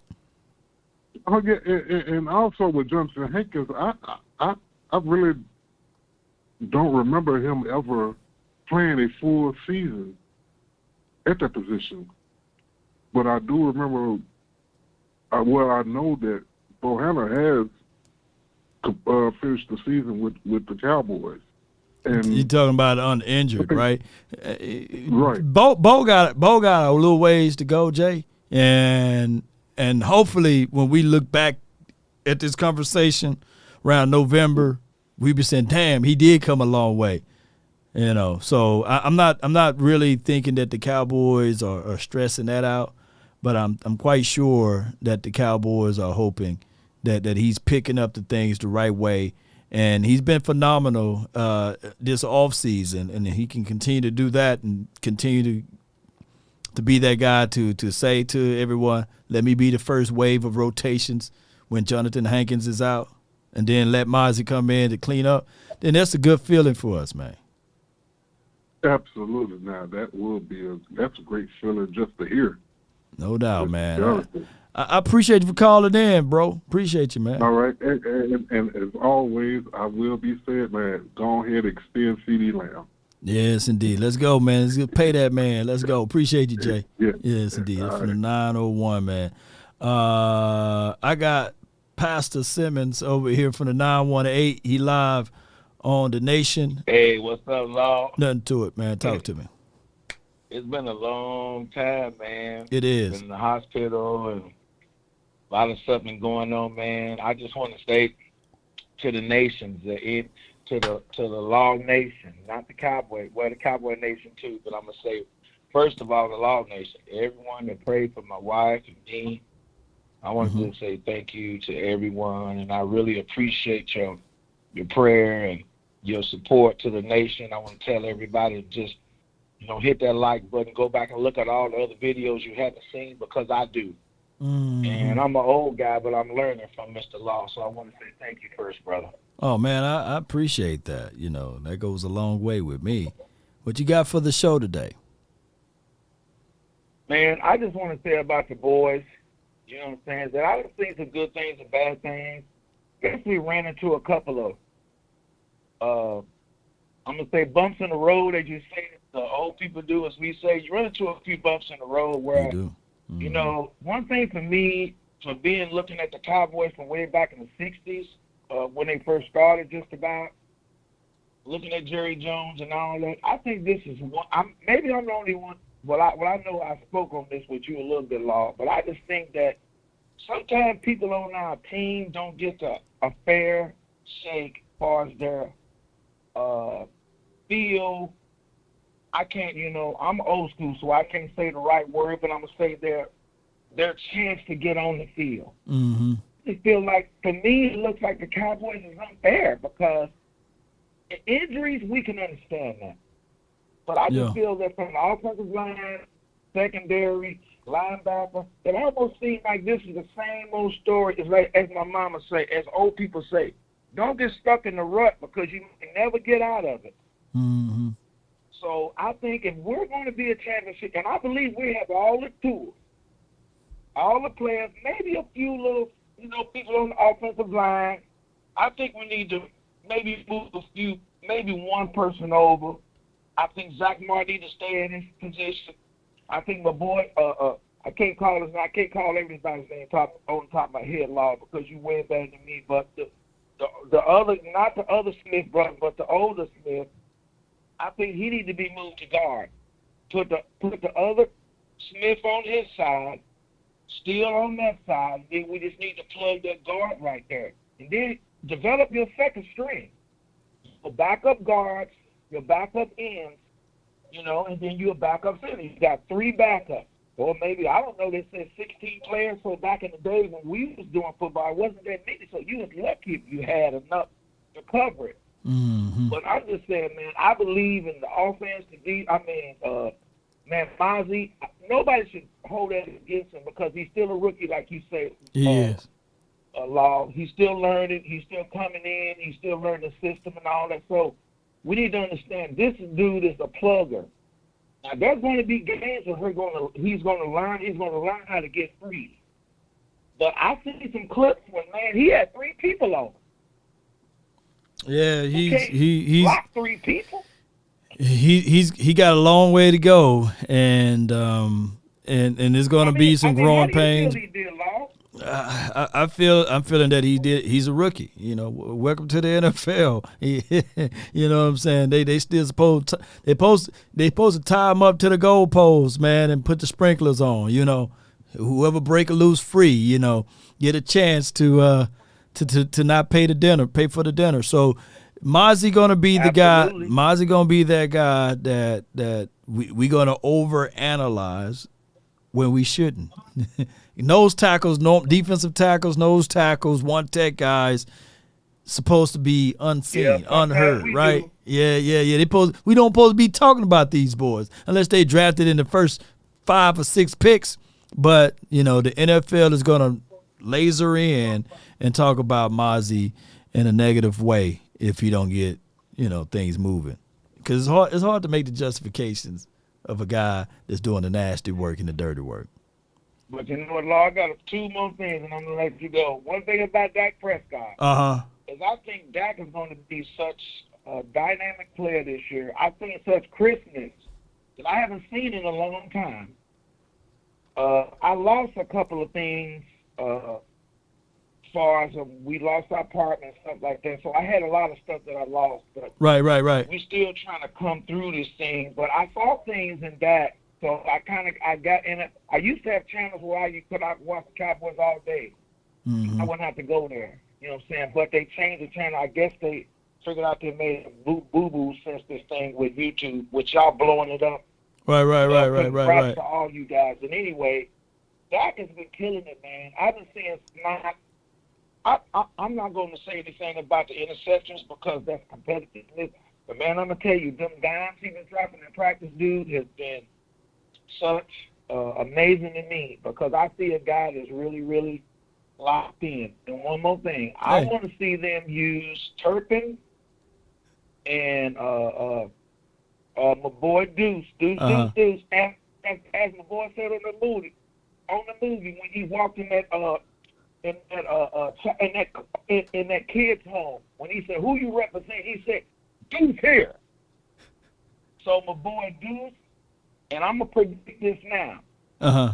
If everyone is not crazy, if everybody's not careful, if they give him enough shots, Deuce would be our leading rusher before this year is up or sometime next year. No doubt, man. Pastor I've seen Simmons. that guy destroy my team in Oklahoma. Just his size. Don't get that twisted. No doubt, man. Anything and everything else, Law, I'm gonna just say I love you, man. I appreciate what you do. We all are watching, man, and support you. Even when I don't look at you, man, I try to go back on y'all's group sessions and all that, like you and all that. So I want to say I love you, man, and just I appreciate you, man. And one more thing, my condolences on your mama. My mama's still here, bro. So yes. My heart is with you, my tears and my love and my prayers are with you and your family, bro. So no doubt, you stay up, man, and stay strong because I'm gonna predict this to you now. You finna blow up, and you heard it first here, right here.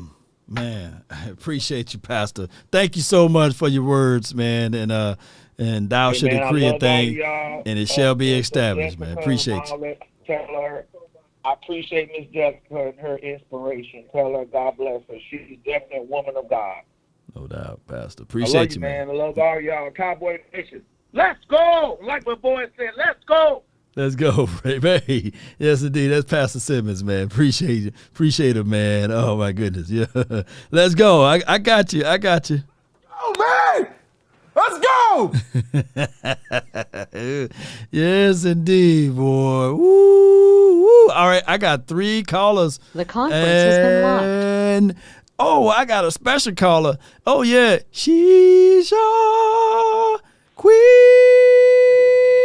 to be. Queen, you're live. Talk to me, lady. Hello. Hey, what's going on, Queen? Talk to me. Not much. How you doing? Doing well. I saw you educated me on the face piercing. You know. You said you got 6 of them.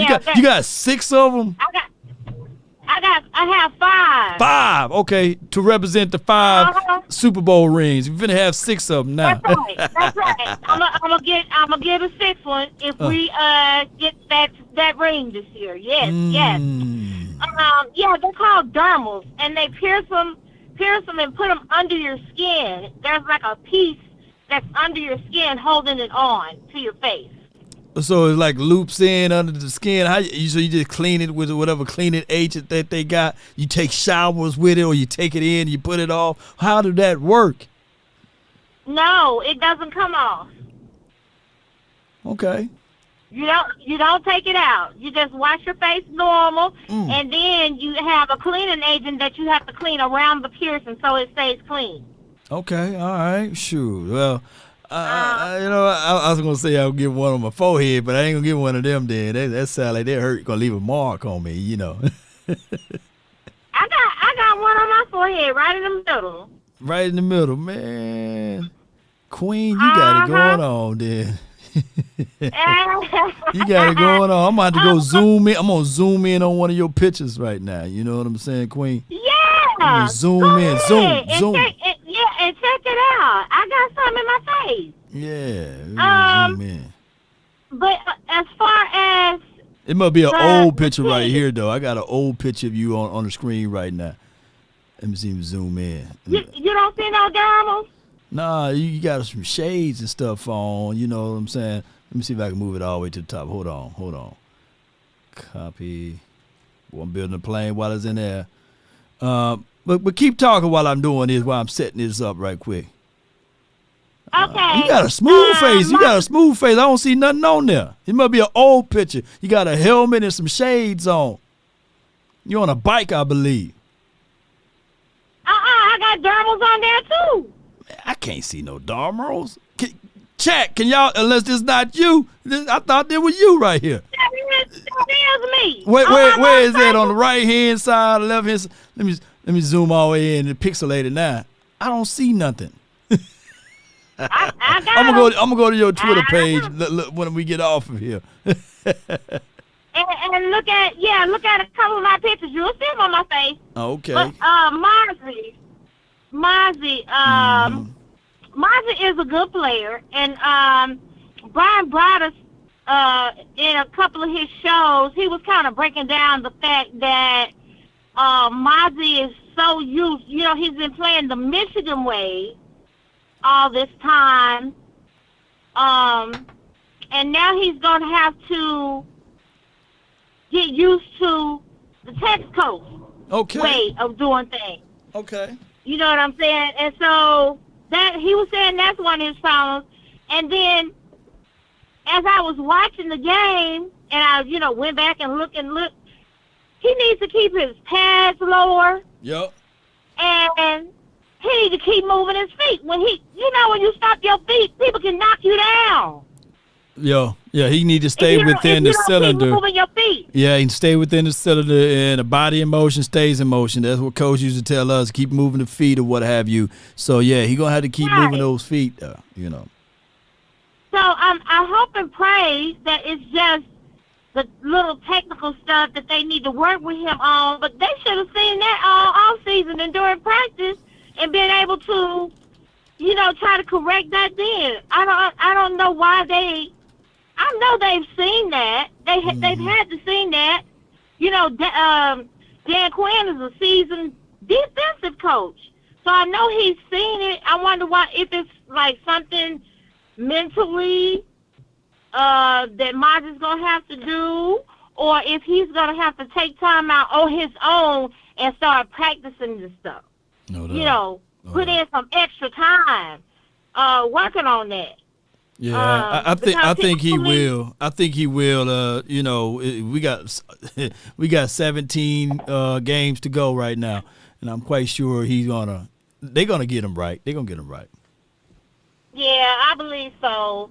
But I'm excited about the season. I see us doing at least 15-2. If we can keep from losing our players, because I am so sad about Overshawn. Oh, Lord yeah. have mercy. I was looking forward to him being out there, making moves for his team. Mm-hmm. You know what I'm saying? He's amazing. And I hope, after the injury, that we can get him back to where he was. He can, start back right from where he was,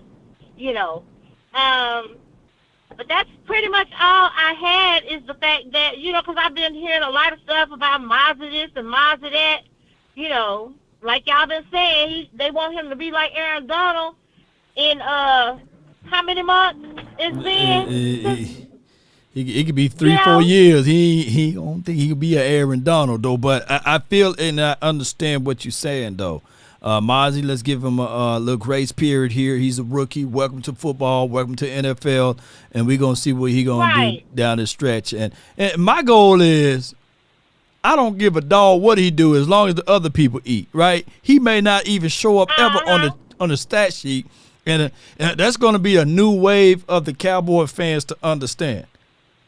That's just what it is. Vince Wilfork, he averaged 1 sack a whole year. I know he played for the Patriots, but he was very valuable piece for them on their journey on winning all of those rings.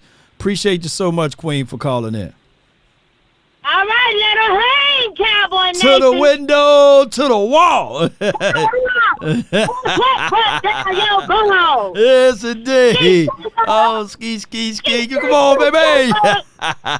Appreciate you, Queen. Thank you so much. That's Queen right there, man. Oh, ski. Come on, y'all. Y'all know that song. Y'all know that. She said, let him hang, man. All right. So we got. The conference has been unlocked. Oh, my bad. The conference has been locked. All right, so the conference is locked. We gonna get these last two. I got the 903, and then I got No Clone Tyrone. I appreciate y'all, and then we gonna watch some football, man. We gonna watch some good old football. So from the 903, you're live on the Nation. What's up, Law? This is Kendrick. Kendrick, man, what's good with you, man? It got your whole government name on here. Let me. Oh man. Yeah.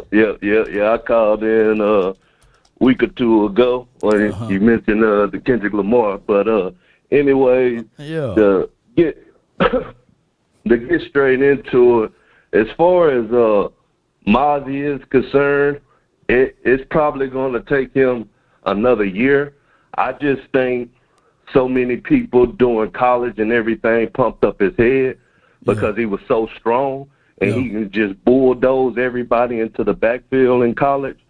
So he really kind of, and even when he got drafted, people were still talking about him being able to do that in the NFL. But over time, I think he's going to learn that, bulldozing is only going to work so often. You know what I'm saying? Well, coming out of college, there's only about two people that I know. Okoye, he was big on Mazi, right? And, and me, I was like, man, shoot, DJ Dale got just amount, what I'm saying, more production than a Mazi, right? So I was on that tip, and I was like, shoot, you can get DJ Dale in the 3rd or the 4th round.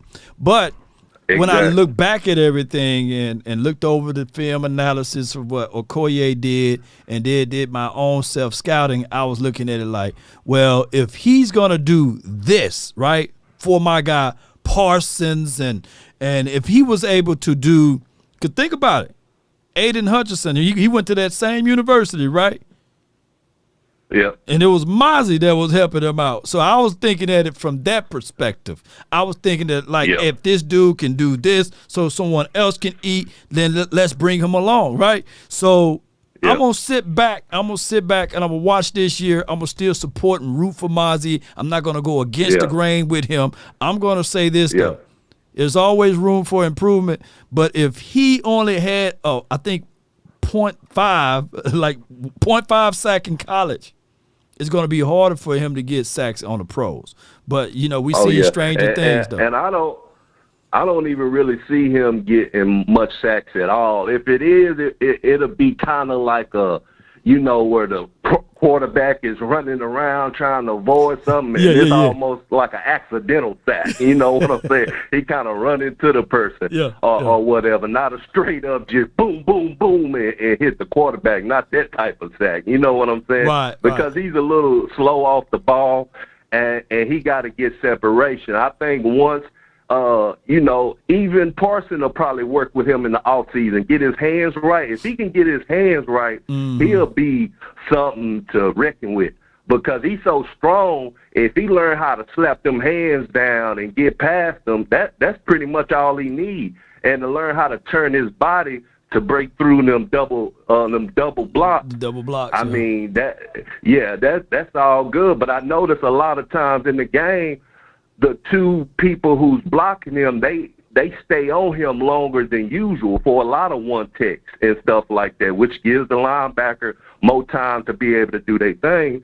Like Queen was saying, I hate that Overshown got hurt because Overshown and Clark in there with them staying on Mazi, man, that would have, I think Overshown and Clark could get a lot more sacks themselves compared to Van Der Esch. And old boy that came from the Vikings, I can't remember his name. He gone now, though. Faster. He gone now. Yeah, he gone. Yeah. So, but I think they would have been better at getting sacks and getting in there compared to him. Do you want the real truth about Overshown? Yeah. It's gonna be 2 years, bro. Yeah, it's gonna be 2 years. Think about it, Cox. Last year, we like, man, he came back pretty good. He looking solid. Yeah. But then he kind of outran himself. Normally, those ACL, those things, it takes about 2 years, man. For Gallup. Gallup last year, we're looking at him like chopped liver, man.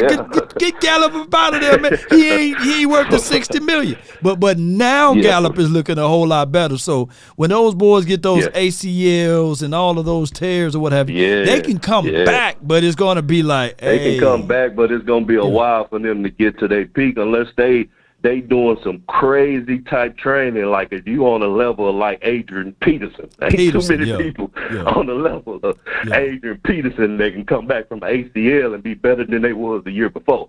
That don't really happen too much. And let me clarify this, Ken, because some people going to say, hey, what about Terrence Steele? like that position, they're not asking him to go hook the flat sideline to sideline. You know, of course he's going to do it, but not as often as a linebacker or like a wide receivers, those type of positions, like a running back and stuff like that. Whereas I'm relying on you to have balance control, shift and stop weight, you know, short area quickness, stuff like that. It takes time, bro. It takes time. And not everybody's Adrian Peterson. And, you know, everybody like to use, hey, what about Adrian? You know what I'm saying? That dude.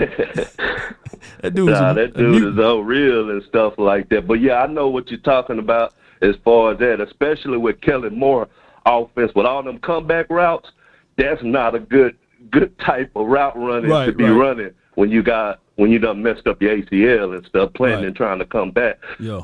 That's how a lot of interceptions and things like that happen as well.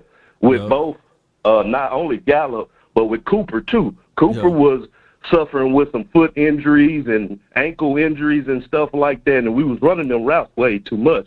They even got a podcast with Gilmore on there where they kind of bring him on and go over his plays with him, and he was talking about how the Cowboys ran the same routes over and over again. So it kind of I think that'll be a lot better this year with this West Coast offense and things like that, because the slants, the short passes, it's a lot better for Dak. It's a lot better for us having receivers like Lamb and stuff like that can get yards after the catch. So I think it's going to work out real good for us as far as that. And our tight end that we drafted, I mean, we really haven't seen much of him. He's been hurt as well, so we really can't say what's going to happen to him, what's going to be done with him. But I'm not too worried about it because Ferguson is straight, Stevens is straight. So even if he don't show up, we still got two people that can step in and, you know, take his place until he get things rolling and stuff like that. But since you did mention, I just want to mention two more things. Since you did talk about the offensive line, man, what do you think about going to get Jason Peterson again, man? Because Jason Peterson last year, even though he old, he was solid last year. And I don't trust none of our backup linemen, man. I think Jason Peterson is better than any of our backup linemen, to be honest with you. And he was real solid when he came in last year. He wasn't getting, you know, passed up and causing sacks or none of that stuff like that. So that's the guy that got the experience that can get thrown in there because, you know, Tyron Smith ain't never lasted a whole year. And Martin was out the whole preseason, so that can always cause an injury. Our other tackle, he dealing with the shoulder injury.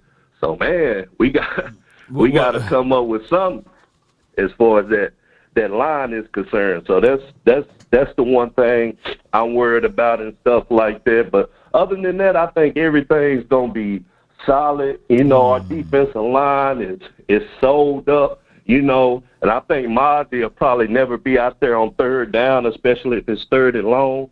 They're gonna put the ones that can get back there and get some sacks because our defensive ends are so good that they can move them down in 3-tech and 1-tech if they want to. You know what I'm saying? No doubt, Ken. They giving me the plane, man. They giving me the plane. Right. They got to catch this plane right quick. All right, man. I'm going to let you. No doubt, man. I'm going to answer that, man. Appreciate you, bro. Yes, indeed. All right, so y'all control it. You know, the people in the chat, y'all start putting plane emojis. I'm going to have to give y'all what y'all putting down. You know what I'm saying? You know, so, all right, so he talked a lot about Peters, right? If you bring him into the folds. He just couldn't play or finish a full game to me, right? And now I'm looking at the law of diminishing rates of return. That's why we drafted Awesome Richards. You know, you got to peel the Band-Aid off and say you drafted that brother. He'd been looking really sharp. Nick Harris, when he was here, he kind of mentioned that, hey, he feel very, very, very, very positive about him. The Earl Bostics, you're going to have to figure out who can be the next version of what you got with Terrence Steele, right? I get it, though. I understand.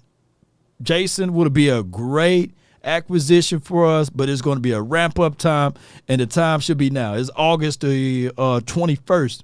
So if you're going to do that, bring them in now. Give him that 1 year contract, veterans minimum, and say, all right, you know the terrain, you know Dallas here. Hey, this is what we have the expectations of you or from you or what have you. But in actuality, my answer to that is no. At some point, you're going to have to let these young dogs eat. You're going to have to let these young dogs, what they call, fight. And I ain't finna talk about what we used to do because I don't want Peter to come knocking at the door and Michael Vick me over here. But in actuality, if you from the country, you know what I'm talking about. And I'm going to keep it at that because I don't want FBI, law fighting dogs type of stuff over here. I don't have Michael Vick money nor time to sit in the jail cell. Law film don't lie. Cox, Harper, Seattle film was much better than overshown film from Jacksonville. Yeah. This could literally be a blessing in disguise for us. I'm not finna sleep on Harper. I'm not finna sleep on Harper. And Overshown did show us some good tape or what have you. But I'm not finna sleep on Harper. Harper been consistent with his. Now, on that big run, yeah, Osa fell back into a Harper, right? And Harper couldn't squeeze down onto the inside. But those are things that makeable mistakes that you can make up through tape study, right? Film study and film analysis. And it's good to get messed up in preseason juxtaposed to the regular season. So I foresee, in my LBs, I foresee Clark, Cox, Harper. You know what I'm saying? I think that those boys can do it, those three. And, of course, Parsons is now in the defensive edge room, and whatever concoctions that they can come up with packages, they can move Parsons back to linebacker here and back to linebacker there. And, of course, I'm not finna sleep on LVE for what it is. He's been working with those boys and teaching them, right? But we play so much big nickel anyway and big dime that we only line up with one linebacker. We only line up with two linebackers, right? So, and I appreciate you for the super chat, Coach Marv. I do. I appreciate you so much, man. Zay Flowers looking good out there, Fly. Okay, let me get this call, man. Let me get No Clone Tyrone up in here, man. No Clone Tyrone, you're live on the Nation. Hold on, here we go. Here you go. You're live, No Clone. What's going on, Lord, man? Nothing to it, Chief. Hey, man, I got something for the show today, man. I feel like a third of our fan base is ungrateful. They act like kids. Like, you give them a juicy juice, and they don't want the juicy juice. They want a soda. So it's just like, I don't know. I feel like, man, Mazi, he got time. The man he a rookie. He going to make some mistakes. I feel like the mistakes that he's making right now is in the preseason. That's where he need to make the mistakes at. I feel like week 9, Mazi going to show us something. Week 9, around week 9, Mazi gonna show us something. I was heard about Overshown. Damn, I didn't know it was gonna be 2 years though.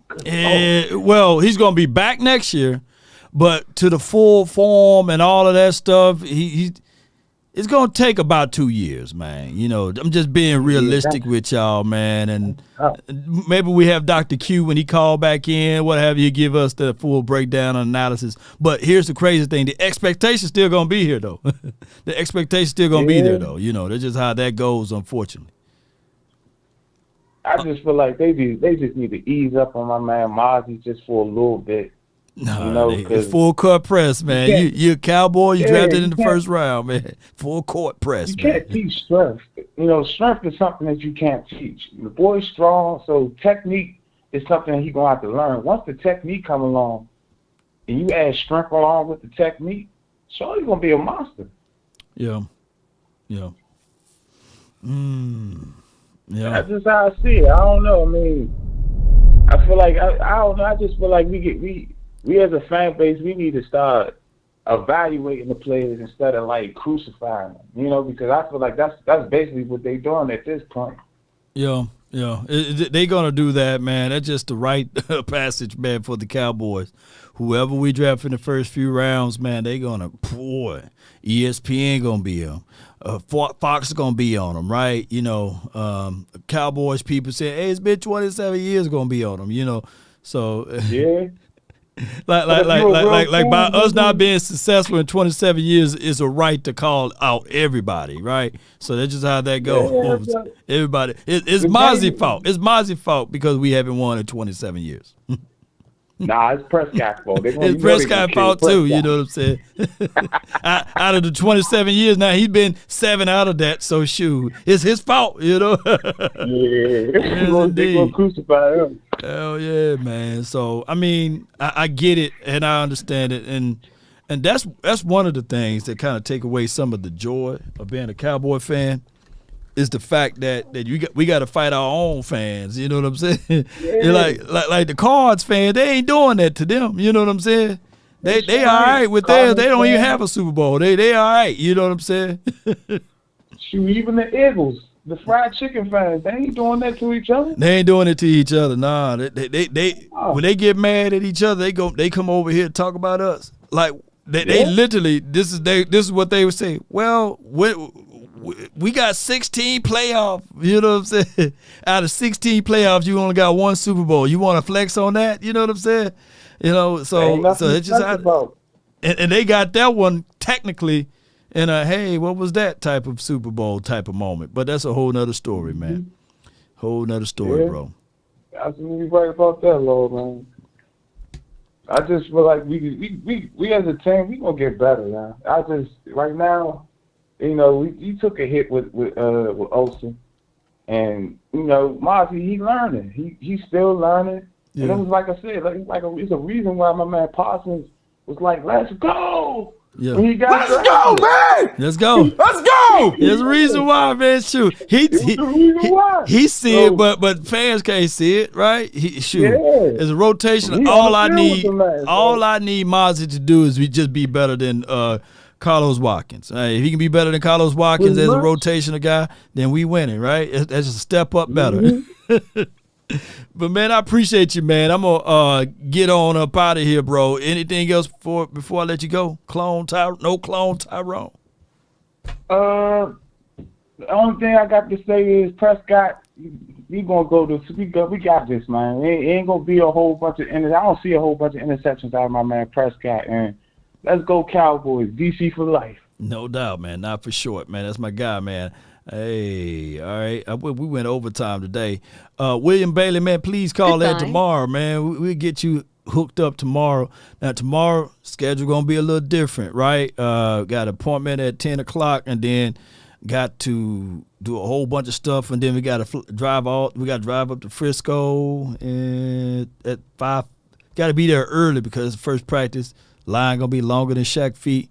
So we going to try to get it out of the mud the best way possible for tomorrow's practice. But at the end of the day, if you in Dallas area, let's network, let's meet up, let's have a great time out there watching the boys at practice. Let's hope that everybody stay healthy and go the right way, baby. Hey, you all know how this goes, man.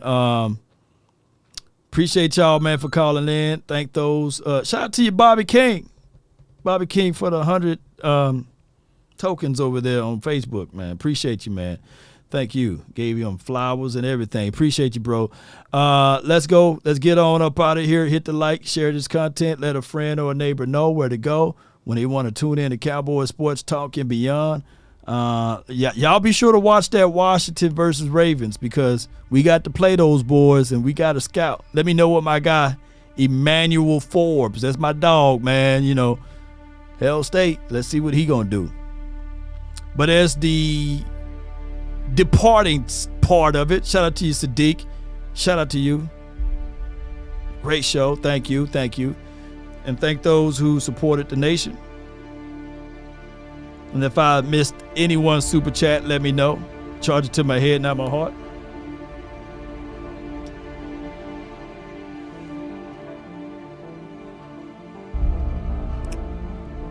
As we close, and as we get on up out of here, they say the race is not to the swift, nor the battle to the mighty. It's to he that endure to the end. That's what we're going to do. There's going to be many of people that would tell you, why you rooting for this team? this team ain't going to do nothing. This team is going to be on the bottom again. I want you to stand firm and let them know that this is my team. Win, lose, or draw. And who is your team? Clearly it's not the Cowboys. We stand flat-footed with ours. We defend ours. And for those who say, hey man, this person is delusional, well, I want them to do their research and educate themselves of what a fan really is. It's a fanatic. You're supposed to be crazy about your team, just like your son or daughter or your mother or your father. You're never gonna count them out. You're gonna uplift them. You're gonna fight for them. You're gonna try to see it through for them. And that's how I see it for our Cowboys. I was a fan of this team, believe it or not, before Jerry Jones bought the team, right? Meaning that I've been rooting for this team when he was trying to buy the Chargers. I was rooting for this team when he was making all of the money in the oils, from the oils, whatever he was doing. So his decisions have no impact on my love for this team. But granted, we appreciate the 3 rings that he was able to accumulate by being the owner, general manager, right? So we still support it, regardless of the situation and scenario. So write these things down. If you want a thing bad enough to go out there and fight for it, to work day and night for it, to give up your time, your peace, and your sleep. If all of your desires of it makes you quite mad that you don't get tired, and it makes you hold everything tawdry and cheap, if life itself seems empty and useless without it, and all that you scheme and dream is about it, if you will gladly go out there and sweat for it, fret for it, or plan, and lose all terror of your mind, if you would simply go after the thing you want with all of your capacity, strength, and scarcity, with faith, hope, and confidence, and stern pertinacity. If neither cold, poverty, or famish or fame, sickness of your body or brain can turn you away from the thing you desire. If dogged and grim and besieged and beset with the help of Almighty, you will get it. Damn! Damn! Let's go! Whoa! Let's get it! Give me my theme music. Give it to me, baby. Yeah. Let's run it up, baby. Let's roll those credits. Yeah, I just wanna run it up. Let's go watch this football game, too. Go Ravens! I've been really in the field, lot of rush, I love the field. Brandy, thank you. JC Cowboy Network, Coles Cowboys. Yeah. Coach Marv J. Lombardi, Rebel 95. We're live like 95, baby. Appreciate y'all, man. One love to you and you. Shout out to everybody who subscribed. Sharing is caring. Ghostface Gaming, salute to you. Philly D, Yarber, The Truth MDP, salute. Who will out? LA Lakers Show 247. Come on. Hey. Come on. C Brown, baby. Search for the one, but baby girl, it's nothing real as this. Can't trust a soul, I keep a hammer, call it too legit. Come on. I've been really in the field, love the rush, I love the feel. Lately, I just wanna run it up. Don't need no deals, I make the deal. Have to take it. Where you at, Unc? I just wanna run it up. When you lay your head on that pill at night. Kinda check us on. I rock. What's good with you? Ron Bradford. Washington is on the move. Jim Jeffcoat, I see you, fam. Reggie, I just be off the dome. Kirby, Don, Kenyatta, Too many foes and clothes. Bill, appreciate you on the Facebook. Jared Lewis, I'll be on road alone. I'll be on road alone. Come on. You pray for rain, you gotta deal with too much. In the field, let her rush, I let her feel. Lately, I just wanna run it up. Don't need no deals, I make the deal. Have a ticket to a meal. Lately, I just wanna run it Now they want to work. What? It want to work now. It's all good. Tryna check a song. It's working now. I can put it all up there. It's all good. Baby, baby. Count that too. Come on. Count up. Lately, I just want to run it up. Lately, I just wanna run it up. Lately, I just wanna run it up. Sean Anderson, appreciate you.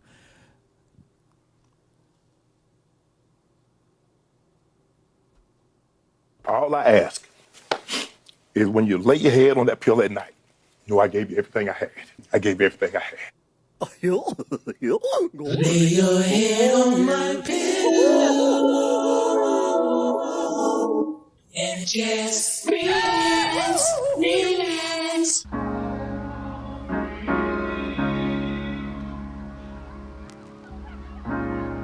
You have to be your biggest fan.